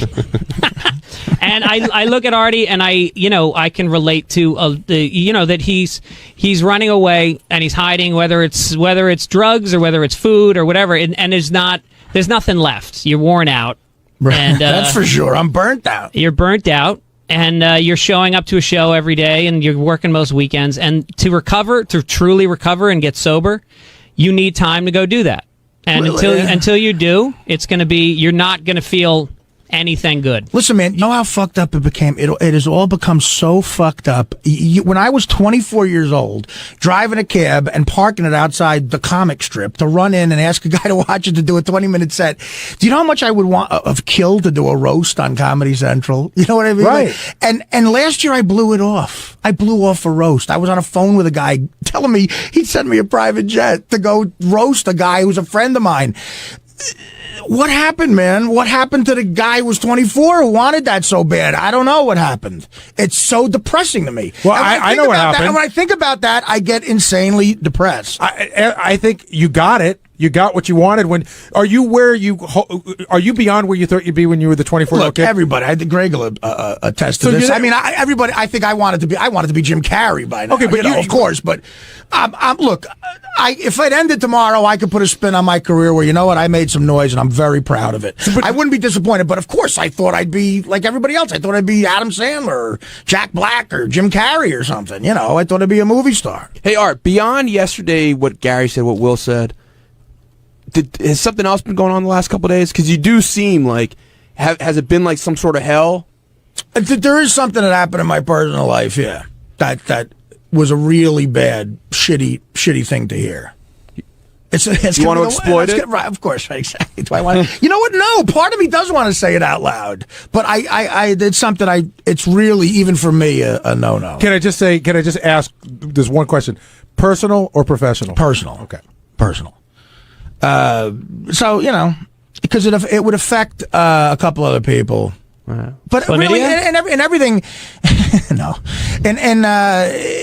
But here's what I should have realized years ago is, every story I tell affects other people in my life. So, that hasn't been great that I've been so forthright, but what are you going to do? The past is the past. Well, I feel like again, talking about addiction, you're stuck because the once you become addicted to something, your self-esteem goes away, and your ability to step back and say there's someone beneath the money and the gigs and the success that underneath there, this sounds corny, but underneath there, you used to know that there was somebody that was worth fighting for. And right now, you feel empty, and so the only thing that's keeping you going is this stuff that's actually working against you. It's funny. You talk about, what we used to be and stuff. I bring this up to Greg all the time. The first time I ever met Greg, I was probably like 27 or 28. And we both did a weekend at the old Catch a Rising Star, the one that was on West 28th Street off 8th Avenue. Yeah. And I'll never forget this because my family was there. And the lineup was Greg, myself, Jim Gaffigan, and Ray Romano. And Ray Romano, right. So I had done a year on Mad TV, and Ray Romano was saying to me, what's it like being on a TV show? Do you like it? I said, well, no, I hate L.A. because he had just shot his pilot. The pilot got picked up. And I said, do you like it? He goes, I remember him saying this. We all made about $500 that weekend, right? Yeah. And Romano needed the $500 bucks, and by this time he was already 40 and had been on the, stand-up circuit for a while. And I remember I was like 28 and I said to him, do you still like this after all these years? Like, are you psyched? He goes, well, I'm psyched that I'm getting something that might get me off the road. And I said, what do you think of the show? And he goes, I hate the name. He goes, the name I want to throw up over, but they love it. And I said, who else is on the show? And he said, Peter Boyle. And I can remember the one, because I had such a bad experience in L.A. I was trying to say something to cheer him up. And I said, Peter Boyle, man, I love Peter Boyle. He goes, yeah, he's funny. He goes, but I think I suck on it. And he thought he sucked on it. He thought the show sucked. He thought everything sucked, you know? Isn't that the nature of most comedians? Yes, that's the point I'm trying to make. Like, now he's a billionaire, and I think if you, and I think if you talk to him now, he still thinks a lot of things suck. But at least, he's got kids, he's got a wife, he can look at. I don't know. It's in our nature, maybe. I remember Greg felt the same way. Jim Gaffigan thought everything sucked. We were back there miserable. We were talking about Dave Attell today. Dave Attell's a miserable guy, person. but a great guy. I would tell the story. When Jackie worked on the show, I could tell you every excuse for the day of the year why Jackie would tell me why that weekend show was going to suck. Okay, yeah, right. Memorial Day, everybody's going to picnics, nobody's going out. I'm fighting Thanksgiving traffic. Kids are back at school. March Madness. Every weekend. Oh, I'm in Syracuse and there's a big game. And Jackie would come back every weekend and be sold out, but he wowould tell me in advance every weekend why nobody was coming to the show. Yeah. Well, because your self-esteem is over-invested in what you do for a living, and it's like literally the definition of a persona is a mask. It's a person you present to the public, because inside you fucking hate that guy. And comedians become that as they get successful, they start internalizing this. When we talked about you lying on the show, well, are you projecting a character that's funny, or is this really you? And then when as a friend, Gary, you're seeing this projection, and then you're feeling somehow betrayed by him not really being that guy. But which is legitimate. I mean, if you care about somebody and they're telling you things that are ultimately, beneath your anger is your fear that Artie is something really bad will happen to him. Of course. More than the show. Yeah, but, and another thing, think about how fucked up you'd be psychologically, because this is most comedians. Most comedians like to pretend they hate everybody. They don't like anything. But inside, you crave people's fucking acceptance more than anything. But why else would you get up there and do what you do? But on the outside, you're portraying and putting off, like, I hate this, but you could look at a guy in an audience and say, I hate that motherfucker, but you want him to laugh at you so much, and that creates such a conflict in your head. You don't know what the fuck you like anymore. And that and the stress of traveling and everything, I mean, you become a miserable bastard. And I always said, I remember talking to Romano and saying, God, I hope I'm not that negative when I'm 40. Well, now I'm 41 and I've had some success, and I would beat him in any negativity contest. Ralph Sorella, you're on the wrap-up show. Hey now. Hi, Ralph. A lot of love in the room. I just want to add to that. I lost my train of thought because now I'm just dying to hear what the thing Artie did a couple days ago that... It's not something I did, Ralph. It was something it's news I got about something. And he's not going to deal with it. He doesn't want to talk about it. But it sounded like he almost was going to talk about it. No? I was. Come on, Artie. Honestly, no. I was never even close to talking about it. I won't. You know what, Ralph? I'll call you tonight, and you could tell Howard. I think you guys are. Every time Howard has a new shirt on, I think he knows something else about me because he saw Ralph today. Tuesday morning's usually a good time to. Yeah. No, I tipped them off to something. No, and getting back to that thing, I explained that on the air with you and Gary in Iraq that I was goofing around with Howard, and he went and said something on the air, and that was not true. What what I mean? But you got in his head, Ralph. You did, and it affected absolutely. Our friendship. And I explained that on the wrap-up show to Gary, and I thought he sort of understood what I was saying, and you accepted that, Gary. I thought you understood that. I may have understood it, but I can't get it out of my head, and okay, I'm not sure. And I'm not even sure that I blame you for that. I'm sorry about that, and but Artie, is it really so hard for you to fathom why people don't take you at your word when, why do people have to sit and sort out with what's true and what's not with you? What might be drug related, what might not, what you might be saying to protect somebody, it's not, and my point was when you were telling that story on the air, and I think what everybody said and made the point, and Will made this point too, and he's right, maybe Artie's just making up a story for the air because it sounds good. All right, well, and who cares? If that's really how you feel, then how could you judge my life on any level by stuff I say on the air? If it's all just bullshit and all just for comedy, then you really would have to put that aside. which is hard to do, put that aside as if it's a scripted sitcom or something, and then just base how you feel about me by everything I say to you off the air. That would be fantastic. But that doesn't happen on this show. It doesn't. Right. You don't say that. You don't think there's a lot of gray area and confusion with what's real and what's not, just in general on the show? Yes, there is, which is why, how could you, again, I think there's a lot of gray with what goes on the show. So how could you make an opinion? How could you make a personal opinion based on anything? I think the consensus is people aren't sure based on a lot of other things, like when you're seeking the truth and when you're not. And like even Greg says, you're taking artistic license with a story maybe. Your job is to tell stories and to be interesting and funny on the air. And, right. If you didn't have that cup of pee in your closet, or if you did or whatever, I just said it doesn't matter because at the end of the day, it's a funny story. Right. Well, I think that, this is the longest running reality show in history. Well, and the supposed cameras reality are never show, off. that's the point. No, but I watched American Idol last night, which I haven't seen in years, and these chicks are fighting and screaming and crying, and I thought, people don't act like that. This show raises the stakes. I think you've talked about it. There's times where you might be experiencing something, you might actually push the envelope just to see if it becomes a story on the radio. I mean, It spills over both directions. And Howard, and I'm not judging him on any level for this because he's a showman before anything, but Howard encourages that behavior from all of us. When John used to come in and rat on people, Howard loved it. He's not going to get mad at John the way the guy was who he ratted on is. So, look, it's a great I think it's like a great human experiment here. And Howard completely encourages all that. Sal running into the mall and making an announcement. The best example of that was after you guys had this fight this morning. You saw that smile on Howard's face. Of course, and he loved it. And he says he loves it. But on any other listen, Howard. The brilliance of what Howard did here is he's created a show where even rejected bits that he hates could become funny within the context of the show.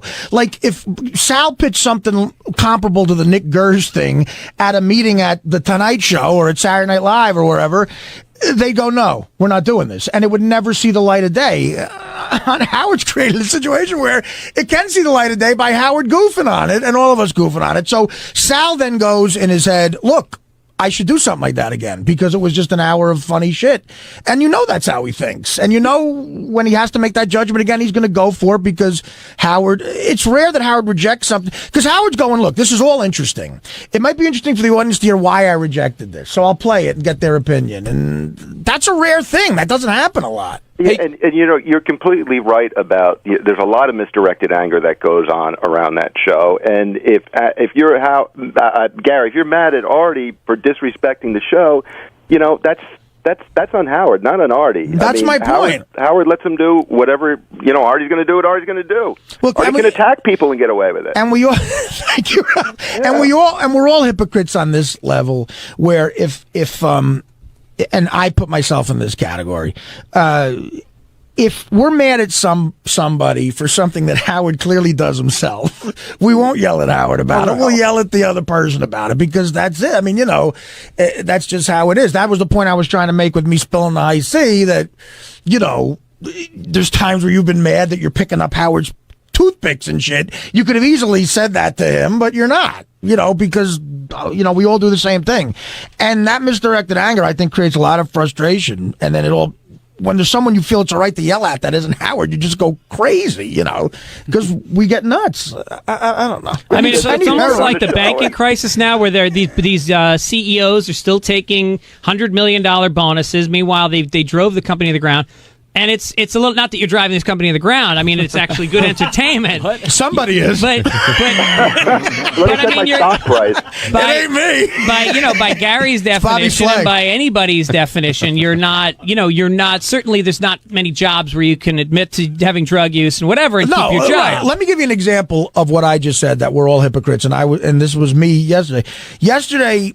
And I might get shit from Howard about this, but I'm just going to say it because it's a great example of what I was just saying, and I'm at fault with it. When he was saying, who do we have in? And he said, David Brenner. Yes. And Brenner's going, for years, David Brenner lied about his age, and we're all going, we all knew you were lying about your age. Gary's caps. Gary said, who told you I wear caps?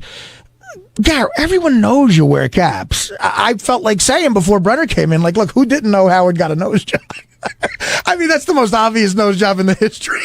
Do you ever look at his schnoz on some of those fucking Channel 9 shows? There's a hook in the fucking John Hyde masturbates. I mean, listen, as a fan, okay, as a fan, when I came in here and met Howard, I'm like, my God, that's a nose job. I mean, wonderful nose job. I can remember being at Dag Hammarskjöld Plaza. I was 2 feet from the guy. His nose was extraordinary. You could have caught fish with the fucking thing.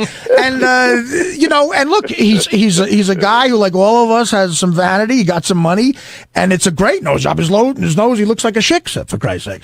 But I felt like saying that, and I think that would have been funny to say, but I didn't have the balls to say it. I thought he'd get mad at me, and I didn't say it there, but I said it here, and we'll play it Monday. And Garrett, based on what Artie just said, when you guys think Artie lies about the drugs, and then you extrapolate it to Artie lies about everything, when Howard kept that quiet, wait, that's not what we said, or Gary this said. This is what happens, Benji. That's not what anybody said. Yeah. Nobody said Artie lies about everything. They said we're not sure what to believe, which is a huge difference. You said You said yesterday Artie has no credibility. No, but no. What I said happened he has was low what happened credibility. was. No, I'm talking about Ralph This is a situation where Gary might have not realized. We just replayed it, and Gary said that exact thing. I did, and it's not what I meant. What I meant was I didn't mean that Artie lies about everything, and that's what I meant. at. But what I do mean is that everything that Artie says could be questioned. Right. Right, but Which is what I different just than said, when you Artie lying was about brought it. up about the nose thing, Howard lied about that for years. Does that make you question everything he said? I know. You know what? That's an excellent point. Howard told us all. I've never had plastic surgery. This goes back to your example. And Robin was the best, because when the revelations came out, she was like, "Your revelation is not that you had a fucking nose," because she knew. Of course, she knew. It's not just one lie. If Howard lied about the nose job, and that was the end of it, that's one thing. If you then You don't ask think he lied Howard, about anything else? Howard, did you get your face pulled back? And he said no repeatedly for Yeah, 3 no, months, no, and then he comes out, you know what, I did He get my said face no pulled back. repeatedly for 7 years. About what? His plastic surgery. What nose job? That's what we're talking about. I'm talking but about every time it came up, anything in that area. Yeah, I will for never 7 get years, married. For 7 I will years. never get. Well, that wasn't a lie. That wasn't a lie. That's life. But for 7 years, he told a direct lie. Why? Because it would have affected him in a negative way. You know how many phone callers in the 4 years I was at regular radio called and said, "You've had plastic surgery," and he went, "No." That's a lie. That's a lie that's helping yourself. Artie, when he got that, my mom saw him on TV. My mom calls me, goes, "Howard got a nose job." That like a week later, I go, "No, I don't know what you're talking about." And I'm glad he did. He looks. You know what? He looks good. Howard has a look now that he developed. But quite frankly, of course, I need work. I need a few chins taken off. All right, well, now, if there's a consensus then that there is artistic license on this show, and that everybody Howard lies to lying some about his degree. nose job is not All right, artistic license. But I mean, look, Lucy. That's a lie. Lucy pretends to have a mustache so she can be in the show. It's comedy. People lie. It becomes funny. Lucy didn't have a real mustache. No. See, the thing is, she wanted to.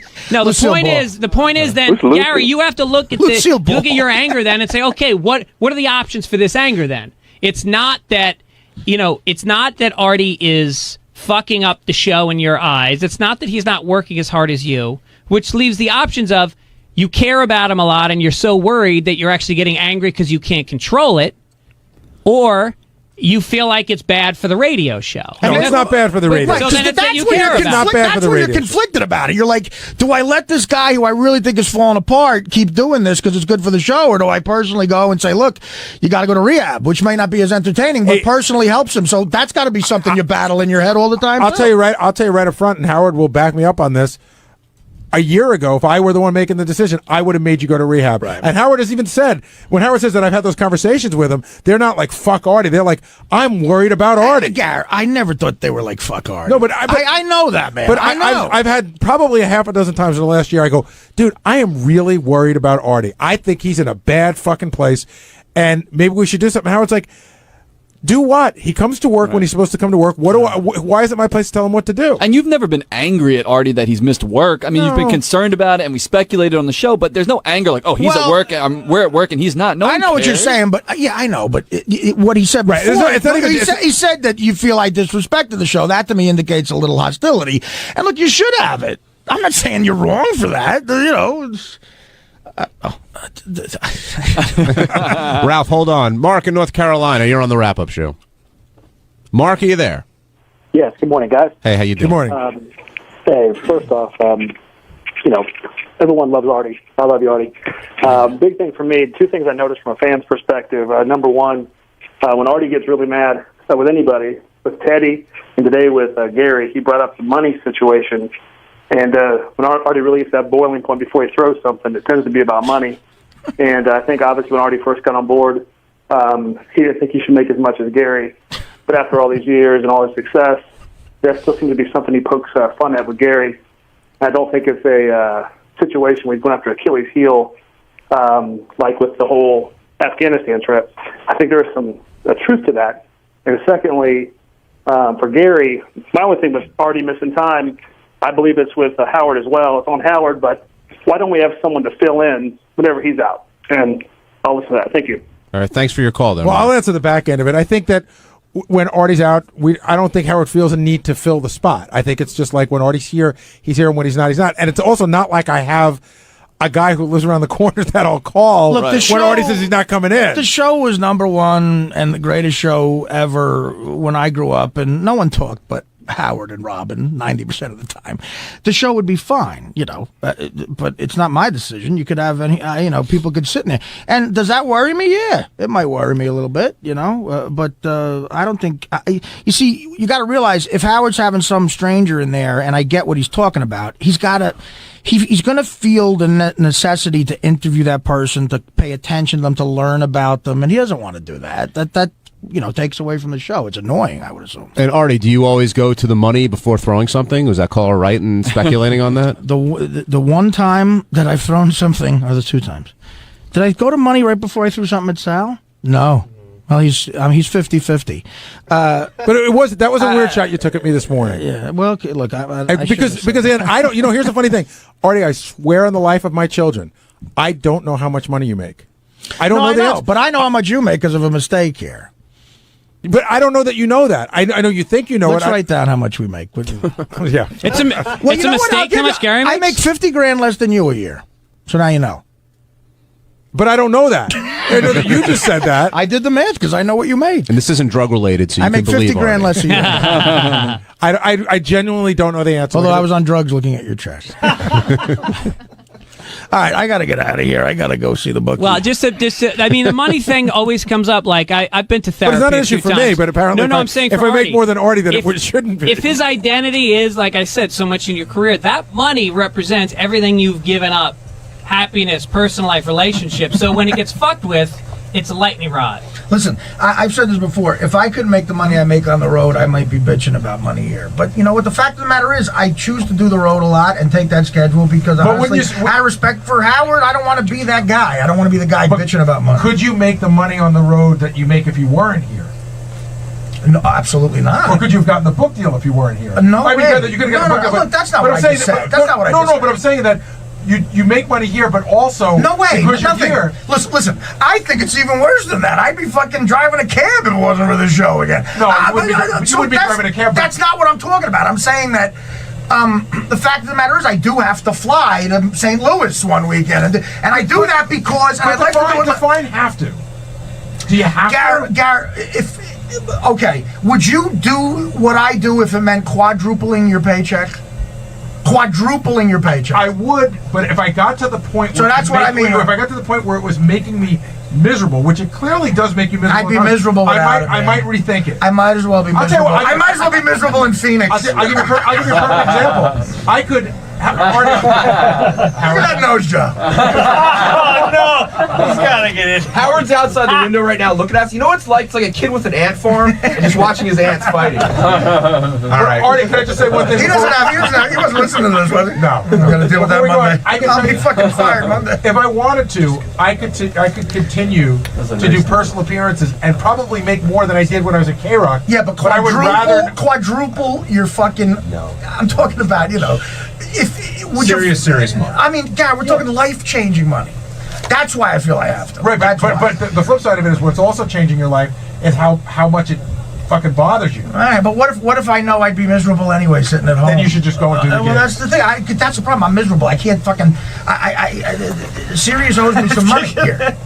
That's what I'm saying.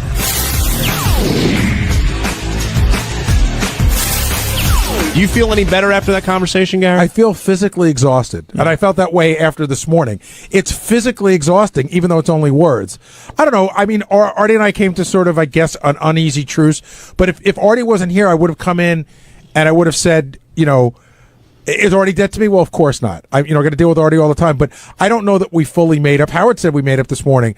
What I hope will happen is we'll just, try to start over again. You know what I looked mean? like you were seriously. I know you looked like you were about to cry. Like No, I wasn't about to you cry. did- No. To kill you. Well, Yeah, right. well, what's left unresolved to you? In what way can you make this right? I think that what we finally came to here is that we both agree to disagree. He says not telling the truth because he's protecting himself. I should understand all the levels of it. I'm saying I shouldn't. We sort of come to that agreement now, and I now will look at things in a different way when we talk. And you won't be calling him a liar on the wrap-up show again. Not unless he's here. All right, we don't have a lot of time, so I want to get a couple calls in real quick. Tim in Pennsylvania, real quick. You're on the wrap-up show. Yeah, hey guys. It seems to me, just listening to all this back and forth between Gary and Artie over the past months and whatever, that Gary just seems so jealous of the leniency that Artie gets because Gary's just been under Howard's boot for so long and he never got cut a break.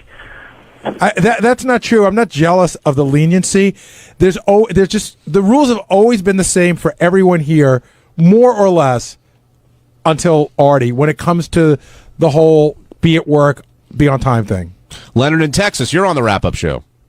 Well, good morning, guys. Hey, Leonard. I got an answer to Artie's riddle. So, Gary, the answer you should have given him when he was saying, who do you fire, the one that's a bad writer or the one that has bad attendance? The answer is you fire both based on performance issues, and you hire somebody that is a good writer and dependable. It's hard to do that with a word manipulator like Artie. That's an addict's trait. But that's the answer. You fire them both. And Yeah, it's not always that easy, and sometimes you do put up with bad behavior for a period of time if it's getting you what you need. John in L.A., you've got the last call on the wrap-up show.